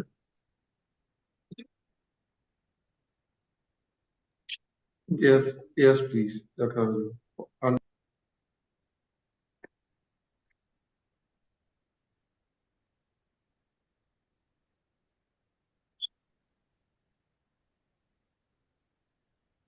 Dr. Udu, you may proceed. OK. OK, d'accord. Ouais, merci beaucoup. Donc, certainement, je vais aussi afficher le truc. Donc, merci, chers collègues. Merci vraiment l'équipe de ACET, YES PACT. Donc, pour nous, vraiment, c'est vraiment nous sommes honorés aujourd'hui de présenter toutes nos activités que nous avons eu à mener depuis qu'on a commencé. Là, je suis entouré avec Dr. Magaji, Dr. Tahirou, il y a Belia et puis Nasser. Donc, il y a eu le lancement. Diapo suivante, s'il vous plaît. Prochaine diapo. D'accord. Donc, voilà, ça c'est après le plan de présentation, l'introduction. Il y a eu des objectifs, effectivement. Donc, le système d'enseignement secondaire africain ne parvient pas toujours à préparer les jeunes aux emplois actuels et futurs. Donc, cela est peut-être lié. Donc, effectivement, ça, c'est notre analyse qu'on a eu à faire aussi euh, avec les acteurs. Et cela est peut-être lié au fait que de nombreux apprenants n'ont pas suffisamment, euh, n'ont qu'un seul diplôme d'enseignement secondaire. Donc, ceux qui ne préparent pas suffisamment au monde du travail. Donc, next, please. Prochaine diapo.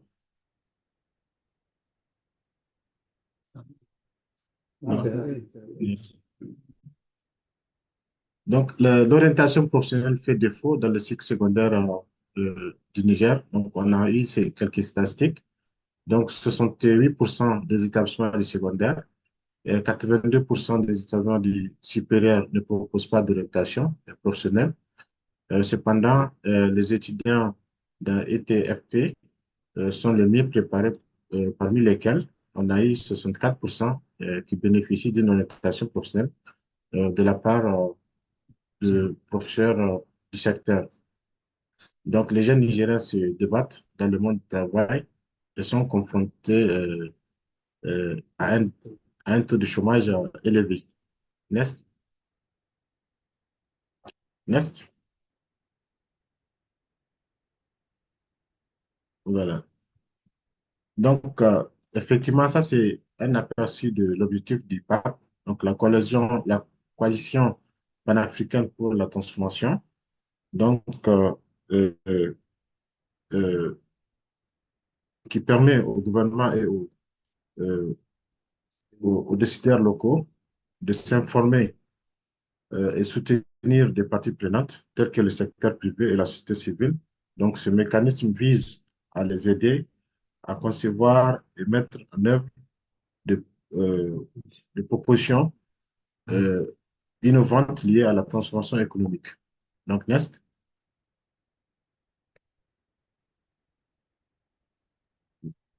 Next. Donc, le chapitre du YES PACT rassemble les principales parties prenantes concernées par le développement et la mise en œuvre de politiques autour des questions de l'emploi des jeunes, du genre, de l'éducation et du marché du travail. Next.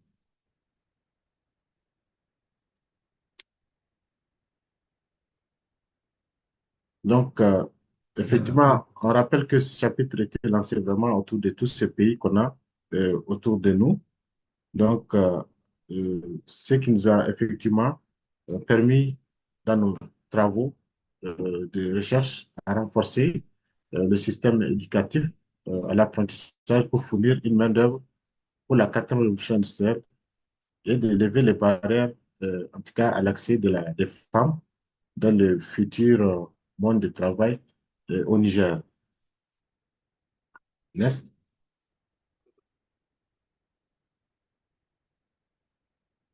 Donc, effectivement, toujours, on a eu à identifier les principales contraintes politiques et les exigences de réforme.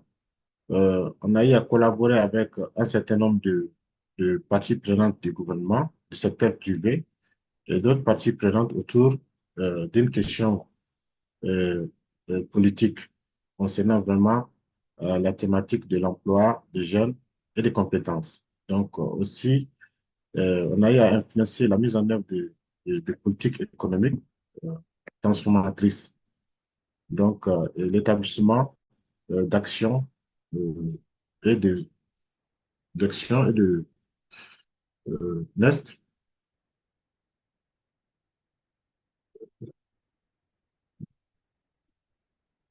Donc, à travers en tout cas, le YES PACT, on a quand même développé notre réseau national de partage de connaissances à travers des rencontres et les différentes réunions qu'on a eues avec toutes les parties prenantes. Donc, on a eu aussi un soutien mutuel et motivation pour les stratégies de transformation sur le chômage des jeunes. Next. Donc, au niveau régional, les principales recommandations et projets d'action euh, tirent des rapports de synthèse constituant le contenu pour le partage de connaissances et d'apprentissage. Donc, au niveau national, effectivement, ça, c'était avec les autres parties et les autres pays membres. Donc, au niveau national, nous avons autour des séries, qui est l'institution d'ancrage, avec les autres parties prenantes. Donc, on a eu quand même à réaliser certaines activités. Donc, d'abord, la mise à jour de la stratégie de communication. OK, next.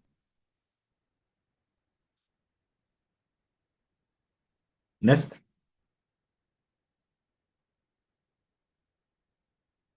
Donc, il y a eu l'atelier de lancement de la première réunion constative. Après, on a une session de formation pour le renforcement des capacités des acteurs de DTFP sur l'APC en décembre passé. Voilà, next.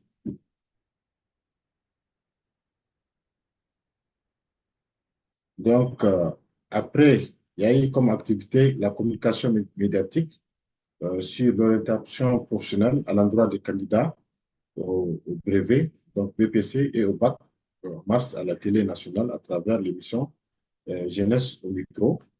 Next.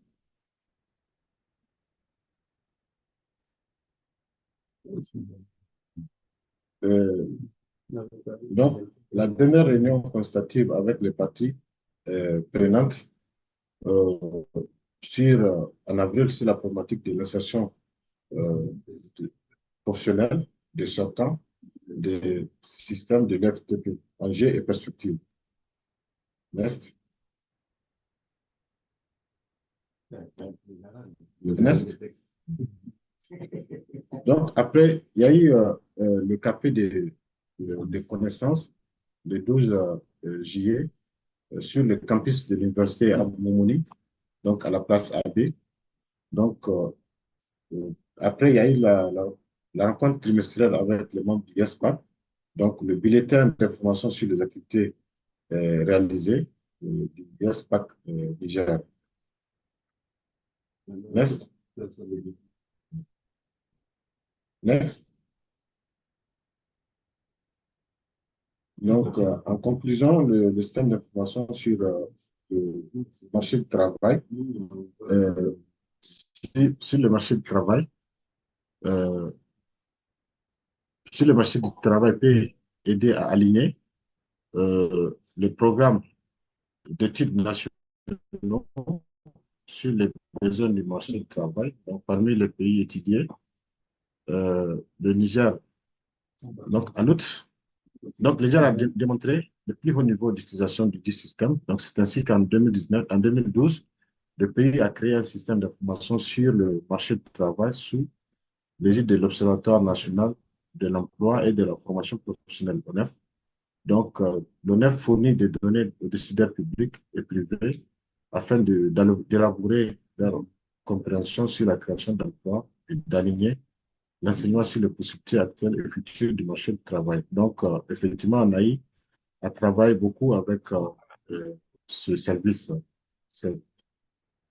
Donc, les activités que mène les PACT en collaboration avec toutes les parties prenantes doivent être des vecteurs pour éradiquer les contraintes liées au système de la formation, de la formation technique et professionnelle, et éventuellement permettre aux jeunes de s'émanciper dans le marché d'emploi.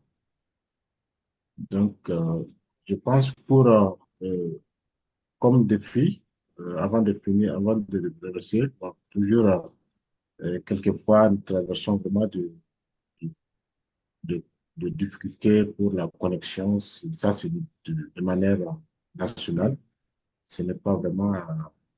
Mais on est en train de s'améliorer quand même pour l'accès à la connexion Internet. Donc, c'est vrai que bon, il y a eu quand même ce changement d'autorité, mais pour l'instant, vraiment, on est en contact avec eux pour la poursuite des activités. Donc, merci vraiment pour votre aimable attention. Thank you, Dr. Odu. Very descriptive presentation. Okay. So thank you. And congratulations to Niger. Yeah, so for the final presentation in this cycle, Merci. when I say final, I don't mean this is the end. There is a breakout session going to come up after this, so please don't leave your seats. We have Dr. Evariste Gahima, a research fellow at the Institute of Policy Analysis and Research in Rwanda. Dr. Gahima is committed to developing policies that create sustainable job opportunities for the youth. Dr. Gahima, if you are here, the floor is yours.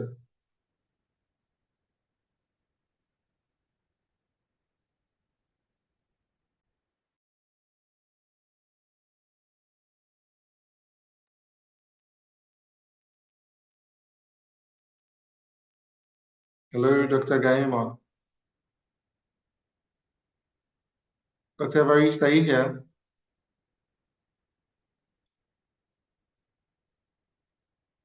I think we have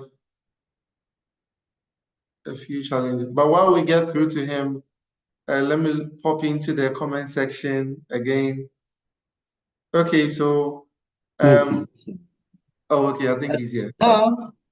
Hello, Mr. Gahima, we can hear you. Yes, can you hear me now? Yes, yes. Oh, thank you so much for being given this opportunity. And I also like to say thank you so much for the YES PACT team that has coordinated all these activities, and also the research team lead from different countries, the 60 countries, and particularly to the YES PACT members, Rwanda chapter. Can Denzel share the screen, please?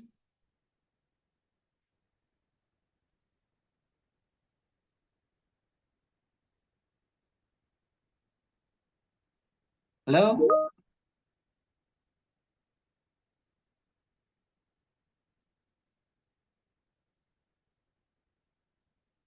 Hello?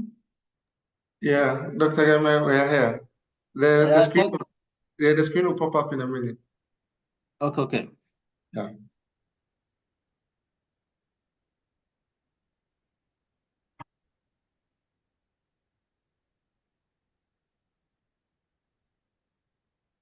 While that is being sorted, like I said, in the comment section, I see questions about if the presentations would be shared to you, and indeed it would be.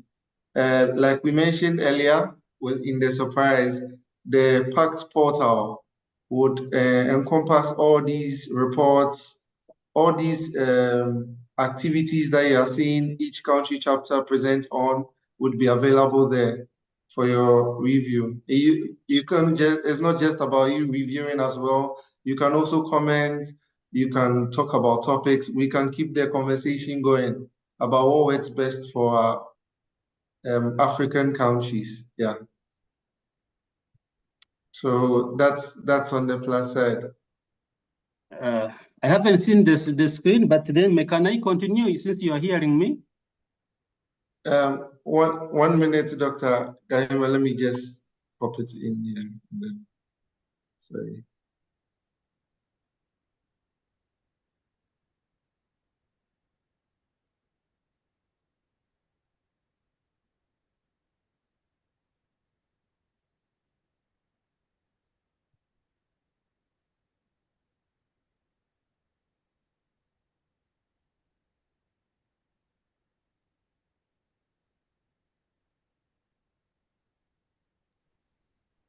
Okay, Dr. Gahima, I think while we get it sorted, you can. Yeah, I just wanted to. Okay. Thank you so much. Thank you so much once again. The second phase for our activities here in Rwanda was to enhancing TVET and secondary education through greater ministry financing. Why? It was because we wanted to write a policy brief that would be presented to the Ministry of Finance and Economic Planning so that we are advocating for the increase of the budget that is allocated to the Ministry of Education from the current 21% to 30% by 2028. And this is how we came up with the policy brief. And this policy brief informs all the meetings that we have had to make sure that this activity is a success. So next page.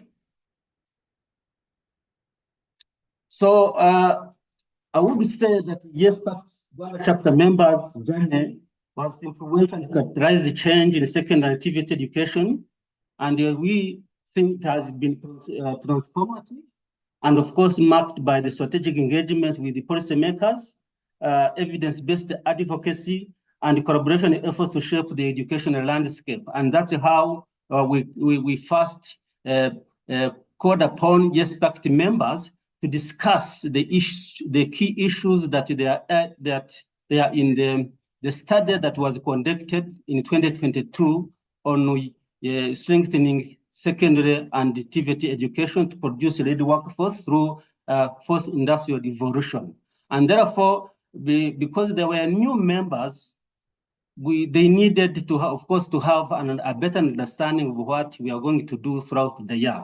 And these members you see on the picture are the ones that attended the first meeting, and this included the Ministry of Education representative, the TV specialist, the Ministry of Youth, the Executive Director, National Council in charge of Skills Development and Employment Promotion Specialist, Ministry of Public Service and Labor, represented by Director General Skills Development and Employment Promotion, TVT and secondary schools principals and head teachers. We also have the informal skills development and employment manager in Rwanda, and also the Akazi Kanoze, translated as the producing quality work through skills development, coaching, mentoring, and was represented by the executive director.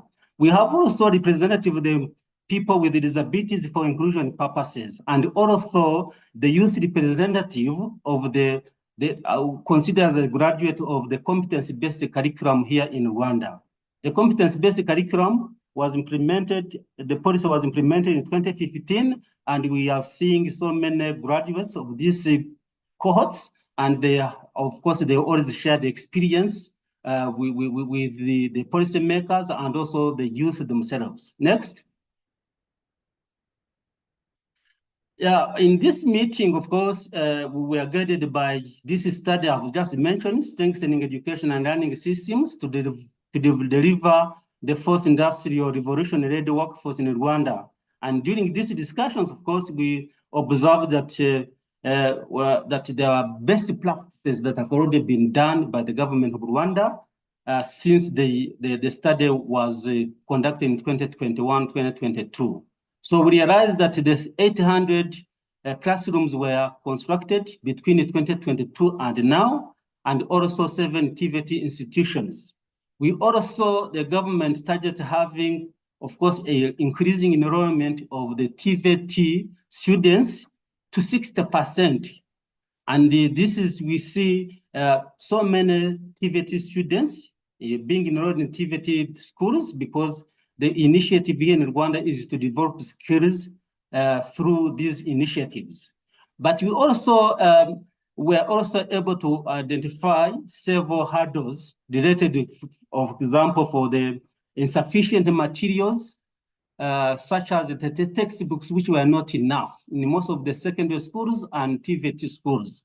And we consider this as the most challenging part on the part of the students and also the teachers, because the competence-based curriculum requires the teachers to have books, many books, of course, and also the teachers. So regarding with the ratio of the book to the students, we see that there is a need to provide more textbooks to the students and also to the teachers. But when it comes to of course, using them, we see teachers using most of the textbooks, but also not learners not having the textbooks. We also see digital infrastructure, inadequate digital infrastructure in most of the schools. And when you are talking about promoting skills development and also looking at the first industrial revolution requirements, there's a need to, of course, upgrade the digital infrastructure and so that to have access to the internet, for example, throughout all the secondary schools.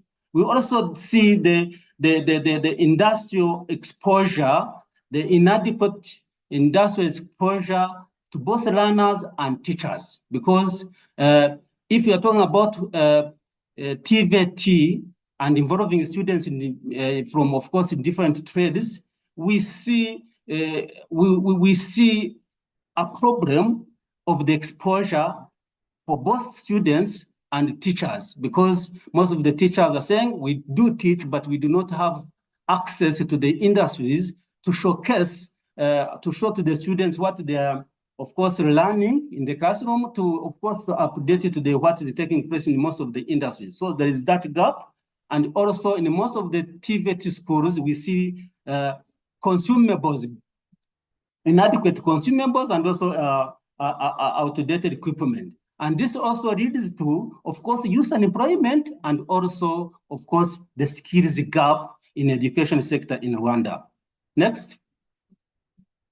So the issue is about inadequate implementation of the competency-based curriculum in both secondary and TVT institutions, of course, stemming from the shortage of trained teachers, and also the lack of smart classrooms.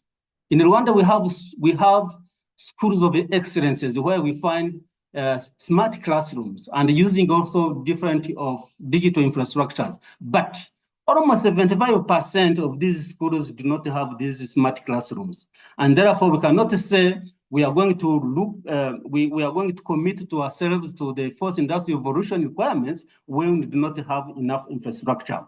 We also, of course, we had also the second steering committee, which was discussing about laying down strategies on how we are going to influence the policy makers, especially the Ministry of Finance and Economic Planning, so that this budget increase can be recognized. So next page, please. Next page. So to achieve the objective of increasing the budget allocation to the Ministry of Education from 21 to 30% by 2028, of course, we had different convenings so that we strategize and have the same understanding, so that each one of every one of the YES PACT members can have the same understanding. So we convened and engaged with YES PACT steering committee members in December 2023, and we are aiming at laying down strategies on the presentation of YES policy brief. So why? Because we wanted to have a same understanding of the content there in the policy brief, such that if anyone asks a question, anyone among us would also be able to answer. So the observation is that the challenges still exist under the issue of access, quality, and the relevance of secondary and TVT education, and also, of course, the interface with the labor market. So, guided by the policy brief, which gathered and presented data, of course, it presented data on the education and also highlighting the gaps, challenges, and the impact of underfunding. So we are trying to see how we can influence the policymakers, because we are supposed to meet with the officials from the Ministry of Finance and Economic Planning, especially departments of planning and budgeting. Of course, with this, we are trying to see if we can lay down the strategies and understanding of the cost-benefit analysis. Of course, trying to see the applicability of all the evidence that we have, but also, of course, trying to see whether they are achievable. So to do that, we distributed copies, especially to the lawmakers, that is the Rwandan Parliament.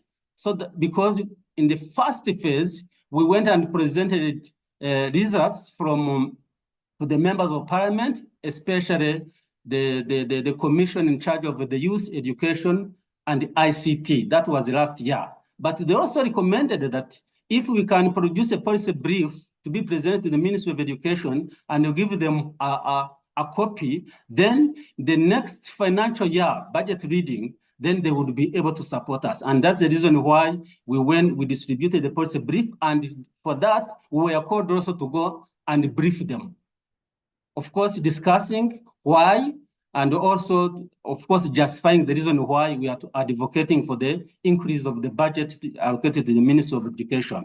So with this, we also have in mind that there is a high-level policy dialogue and negotiation with the Ministry of Finance and Economic Planning, of course, presenting the evidence-based arguments for the budget increase.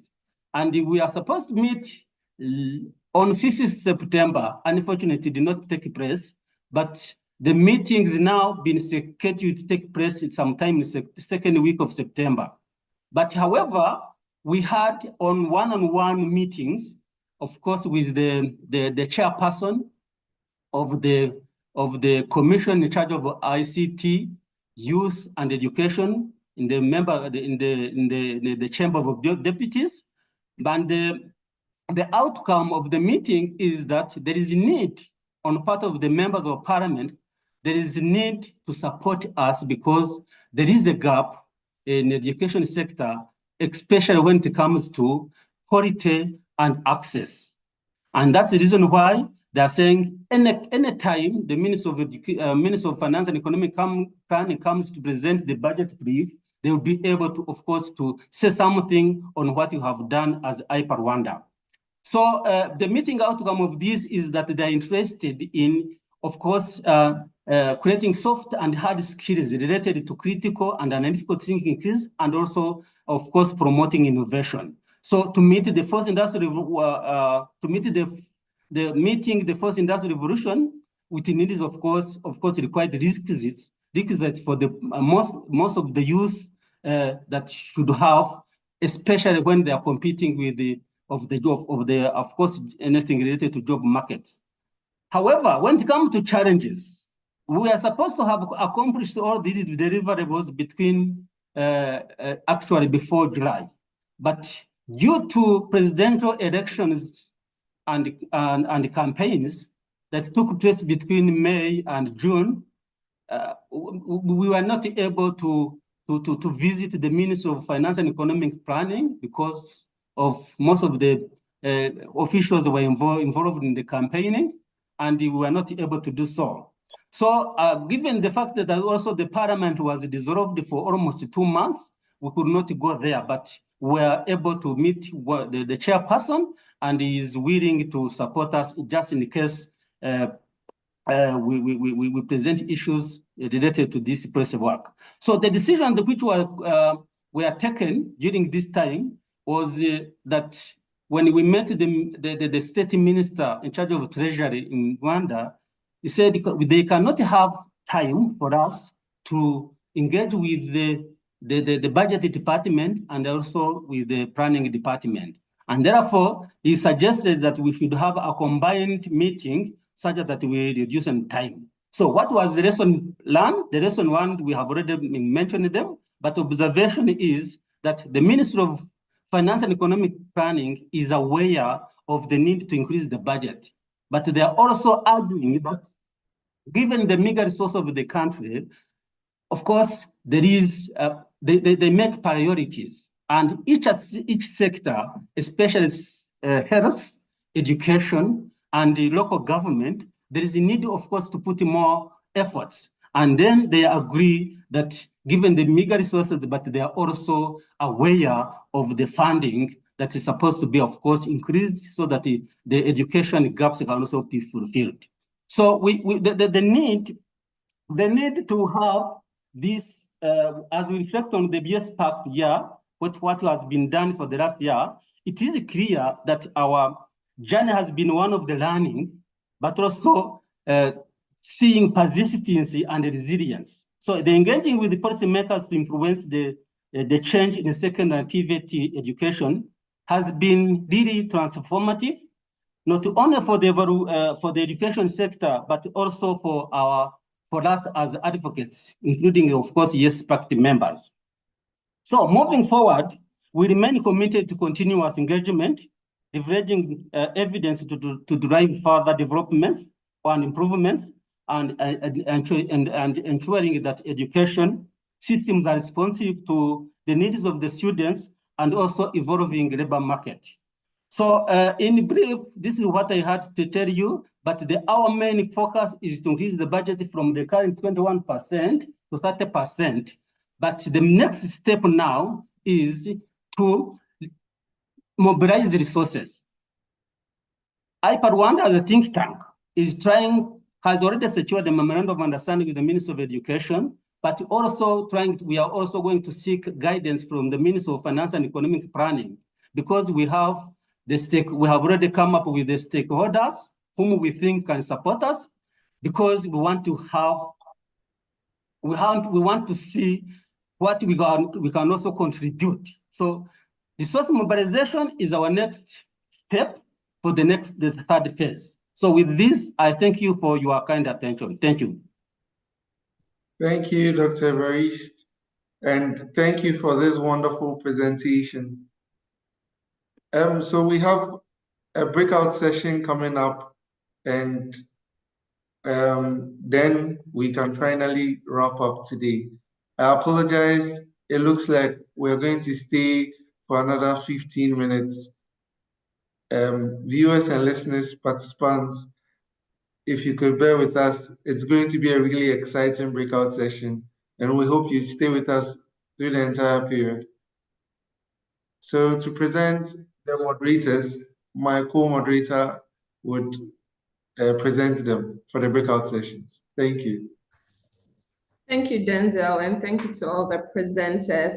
So just quickly, we will have 3 breakout groups. The first one would be on empowering YES PACT, and this will be moderated by our colleague, Deborah Tamaklo, and this will be mainly for all French speakers. So if your preferred language is French, we advise that you please go to Group 1. Interpretation will be available in Group 1. For Group 2, on transforming policies into action, it will be moderated by Charmaine. So you can choose. The third group is Pathways to Progress, and that will be moderated by Eric Safo.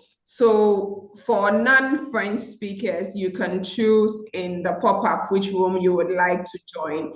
But for all French speakers, please go to pop-out room 1. Thank you so much.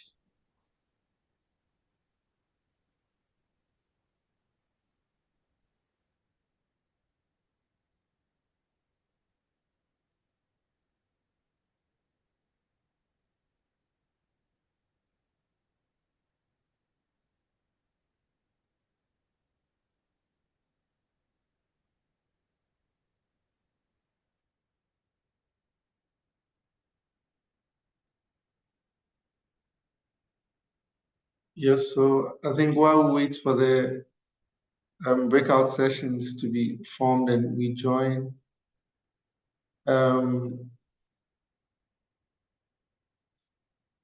will go. Please, are we expecting a prompt to join the? Hello, Madam Joyce. I don't know if you could come again. Yes, I was asking if we will see a prompt to join the breakout room, or you just segment us from your end. Yeah, I think you'd see a prompt and then you can choose where to go.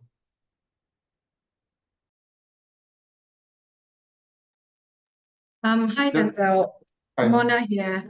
So for those who would like to opt into the breakout groups, if you see the 3 dots where it says more on the icon down there, you can click on the 3 dots. It will say there's a list of options. You will see join breakout room there. If you click on join breakout group, you can then join the breakout group that you'd like, but the prompt will also come. And someone had a question on the last bits of what Belinda had said. If you're French speaking, please go to Group 1, and if you're English speaking, you can choose between Group 2 or 3. Thank you. So I can repeat that again. The 3 dots where it says more, You can click on that. That should be on the bottom right. If you click on more, if you scroll down the options, you will see Join Breakout Room. If you click on Join Breakout Room, you will see the different group options. And you can click Join to join that group. Thank you so much, Mona. I see people joining already. Yeah, so we'll allow about a minute or two for that, and then, yeah.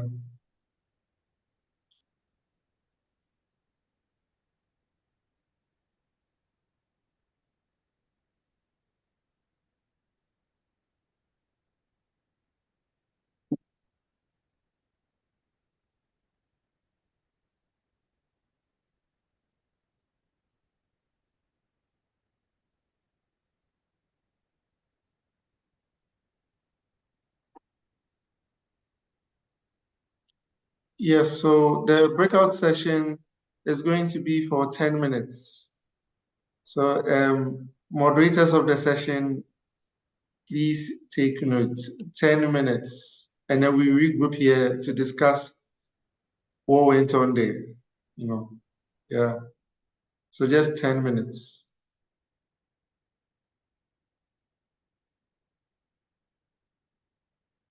Please join.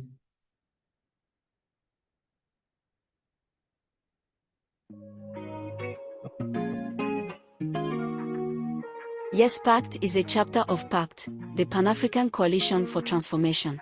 PACT is a platform that helps African countries design and implement policies that support economic transformation. We bring together and work collaboratively with different stakeholders concerned with policy development and transformational implementation strategies around issues of youth employment and skills, gender, education, and the labor market to address youth unemployment and skills deficit. Over the past 2 years, YES PACT has driven transformative change across Africa. Our mission is clear: to empower the continent's youth with the skills and opportunities needed to thrive in today's dynamic world. Africa's youth face significant employment challenges. With the world's largest youth population, it's crucial to address the gap between education and employment opportunities. Our initiatives are designed to bridge this gap effectively. This year, we proudly launched the PACT Portal, a centralized hub for knowledge sharing and best practices in youth employment and skills development. Yeah, here you're missing out on the breakout sessions. Tailored to specific challenges and recommendations within 6 African countries, Once again, providing valuable insights and actionable recommendations for policymakers. Our work has garnered significant media attention, highlighting our efforts to transform education and employment landscapes across breakout room. Beyond YES PACT, our anchor institutions have made notable advancements in their respective areas, contributing to broader economic and social transformations. Our consultative meetings have been pivotal in aligning strategies, ensuring that our initiatives are responsive to the evolving needs of young Africans and the job market. Our 6 YES PACT chapters are making significant headway, partnering with local entities to foster education and employment opportunities. They've showcased their progress and laid out plans for future engagement. Key chapter members and policymakers include Côte d'Ivoire, Mr. Sangare Mustafa, Chief of Staff at the Ministry of Technical Education, Vocational Training and Apprenticeship, Mr. Kwadio Kuman, Technical Advisor to the Minister of TVETA, Mr. Seni Koku Victor, Inspector General Coordinator of TVETA in Côte d'Ivoire, Ethiopia, Mr. Medbi Alemehu, Desk Head, Career and Technical Education Curriculum, Ministry of Education. Mr. Bairu Desta, Academic Vice President, CPU Business and Information College, Private. Ms. Helen Reta, Manager for Research and Policy Analysis Division, Ethiopian Chamber of Commerce and Sectorial Associations. Mr. Teshome Feisa, Dean of Entoto Polytechnic College. Mr. Solomon Mulujita, Secretary General, Basic Metals and Engineering Industries Association. Dr. Janine Abebe, Head of Academic Affairs, Please, if you're in the main screen, once again, Ghana, Eric you can click Seforo, on the bottom 3 and dots. Team Lead, Youth It's on Opportunity your and bottom Transformation right. in Africa, YOTA, Ghana YES PACT Chapter Lead. Divine Key, Senior Program Officer, Africa Education Watch. Kofi bottom Asare, right, Africa Education three Watch, dots, Dr. you see Charity Best, find Doris Kessie, or join Nana breakout Dafo room. Ewa, Director Pretentiary Education, Ministry of Education, Ghana. Niger, Dr. Odo Halidu Mahamadou, Director General, Services. Dr. Useni Megogi, TVET Consultant, Services. Abdel Nasser Ye, Services. Ye Abdel Nasser, Project Officer, Services. Toher El Habubakar, Translation Officer, Services. Amadou Belia, Services. Amasu Moli, Services. Rwanda. Evariste Gahima, Rwanda Institute of Policy Analysis and Research, Rwanda YES PACT Chapter Lead. Honorable Claudette Irora, PAC Champion, Minister of State in charge of ICT and TVET, Ministry of Education. Sylvie Musio, Vice Chancellor, Rwanda Polytechnic. Damascene Renzeho, Youth Employment and Entrepreneurship Specialist, Rwanda TVET Board. Ntazimona Annette Ho, Youth Engagement Specialist, National Youth Council. Amos Mpitendinda, Skills Development Specialist, Rwanda Education Board. Uganda. Dr. Madine Guloba, Senior Researcher, YES PACT Lead, EPRC. Balone Mwazigwa, EPRC. Elizabeth Bairabwa Alairo, EPRC. Blessing Atwine, EPRC. Saime Gilbert, Chairperson PACT Committee. What do our anchor institutions say about the Pan-African Coalition for Transformation? Here's what they say about the YES PACT initiative.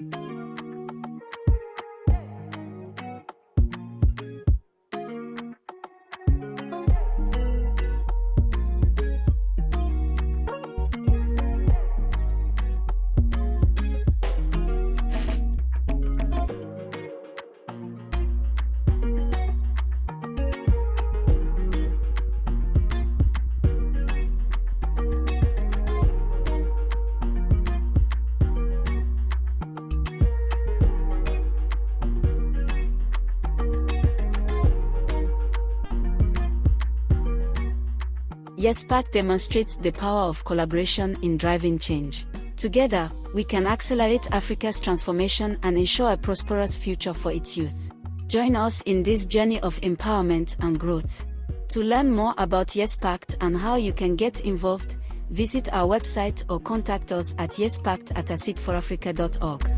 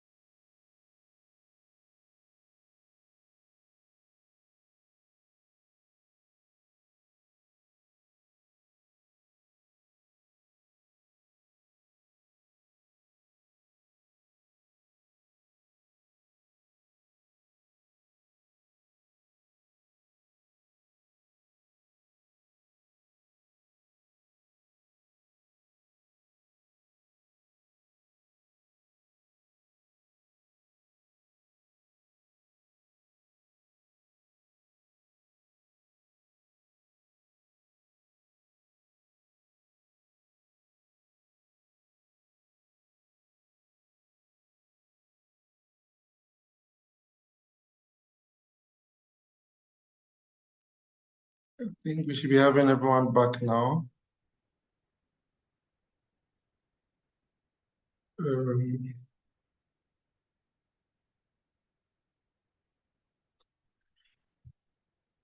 Okay, I see a few people here. Dr. Akpe, Dr. Gahima, Mr. Habib. Okay, Eric too is here.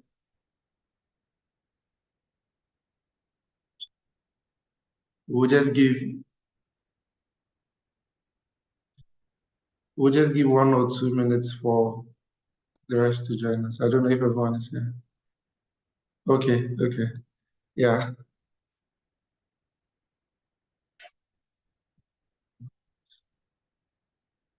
Okay, so thank you so much for, yeah, I see everybody now. Hello, can you see me too? Yeah.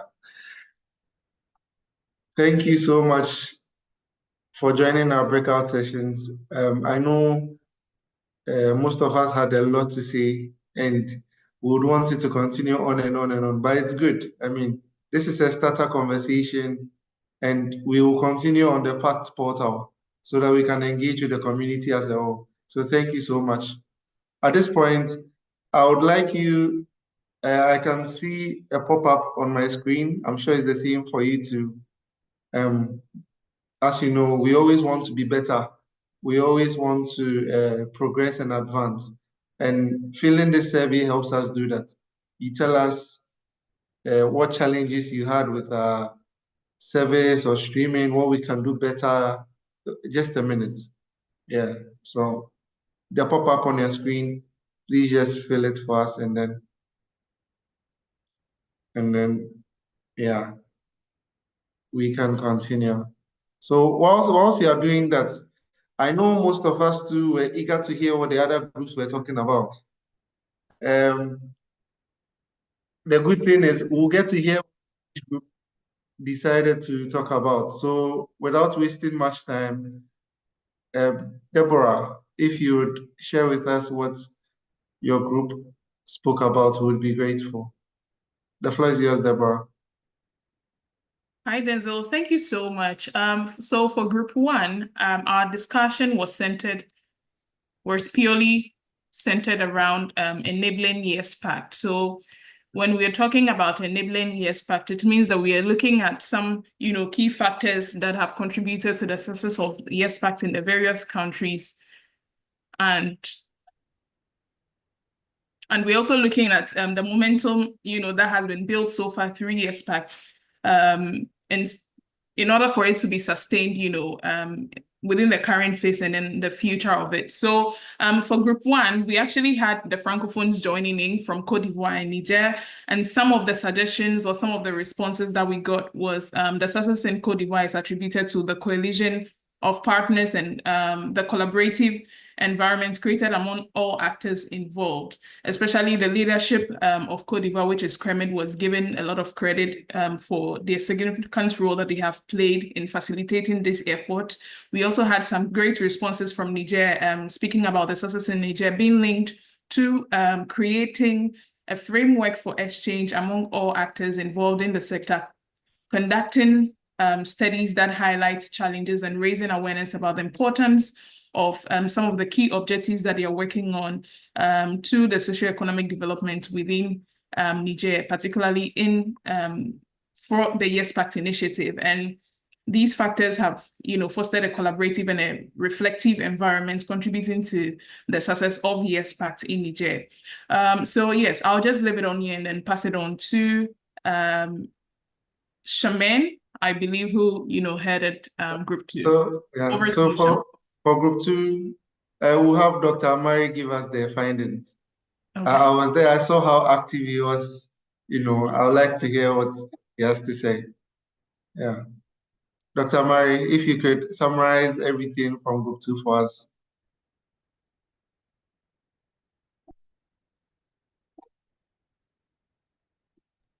Okay. Yeah. Of course, especially where we have discussed on the first and second issues, that is regarding to the challenges just to get the policymakers So especially in Ethiopia and in Rwanda, we have seen the challenge to get the top policymakers. That means the ministers and the state ministers, and of course we can get the policymakers at the director level. So most of the time, just we are communicating with those policymakers, and of course, we are doing our effort to incorporate our findings in the revision of the strategy and the policies. With regard to the priority issue, of course, Tibet is the first priority in Ethiopia because the government is making a reform on Tibet. Even one new ministry is established, Ministry of Labor and Skill, especially focusing on Tibet. So this minister is fully responsible for developing Tibet system at national level. And of course, we are doing PSI, Policy States Institute, is well engaged with this minister and doing so many things regarding Tibet system. So those are the major issues that we have already touched in this. Thank you so much for that summary. Eric, we would like to hear from your group too. Just an overview of what happened. Yes, so in discussing pathways to progress, we looked at 5 main points, which are adaptation, scaling, public-private partnerships, monitoring and evaluation, and technology. And on adaptation, we talked about having looking at the infrastructure that supports policy development in each country to help the unique socioeconomic and cultural context of the country as well. Then we looked at for public-private partnerships, we're talking about advocating for clear-cut guidelines and policies that support homegrown solutions. For the adaptation, we talked about homegrown solutions. So there should be clear-cut policies that support those homegrown solutions, and that's where we can improve the public-private partnership. On technology, we talked about the fact that it's important to involve the private sector in the promotion of technology, but technology should be a key driver for progress. And so we should look at how we take on technology at different levels and promote it for progress to happen. Thank you. Thank you so much, Eric. So just before I invite Mona to close us with her remarks, for those who couldn't find the survey, if you look at the bottom right, where you went to for the breakout sessions, you'd see polls in the option there. So you can just click on polls and then fill the satisfaction survey for us. Once again, it helps us become better and serve you well. Yeah. So Mona, at this point, you can come in and close us for the day. Thank you. Thank you, Denzel, and thank you everyone for sticking with us. Apologies for going over time. There's always so much to discuss, so much to go over, and the time never seems to be enough. We had allocated 2 hours, but somehow even that was not enough. And hopefully we can have some more of these convenings. I particularly like the showcase because it's a moment for us to pause and reflect on what we have achieved. Day to day, it can be tough as you heard some of the challenges, competing pressures for policymakers trying to secure their time. Our in-country partners, I know also that you have so many other projects that you're torn in between, and somehow you find the time to commit to the YES PACT initiative. So for me, the annual showcase is really a time for us to pause and pat ourselves on the back for the work that we do, and it's a good time for us to reflect and say what next and how can we make sure that we're being more effective and we're reaching the policymakers that we're trying to reach. As we've always said, the mode of operation for PACT is for us to be as direct as we can so that it's not just a talk shop, but we're working towards action and we're working towards seeing tangible results. And sitting through today's showcase, I'm inspired that we're getting there. It's baby steps, it's small steps, but I'm inspired that we are getting the results that we're working towards in each of our individual countries.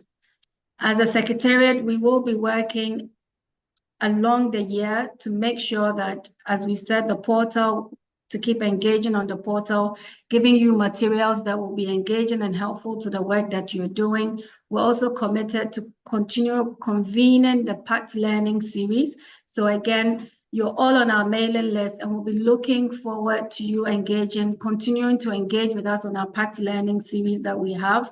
We will also, ahead of the year coming, we're also looking to start our learning partnership initiative. This is where we're looking to facilitate knowledge exchange between policymakers by giving them what it's like when you're in school and you go for a study exchange in other universities. We're looking to be able to facilitate that direct knowledge exchange amongst the policymakers that we're working with. So once again, I'd like to thank everyone. I'd also like to thank the internal YES team. Thank you so much for the hard work you've put in. Our comms team, thank you once again.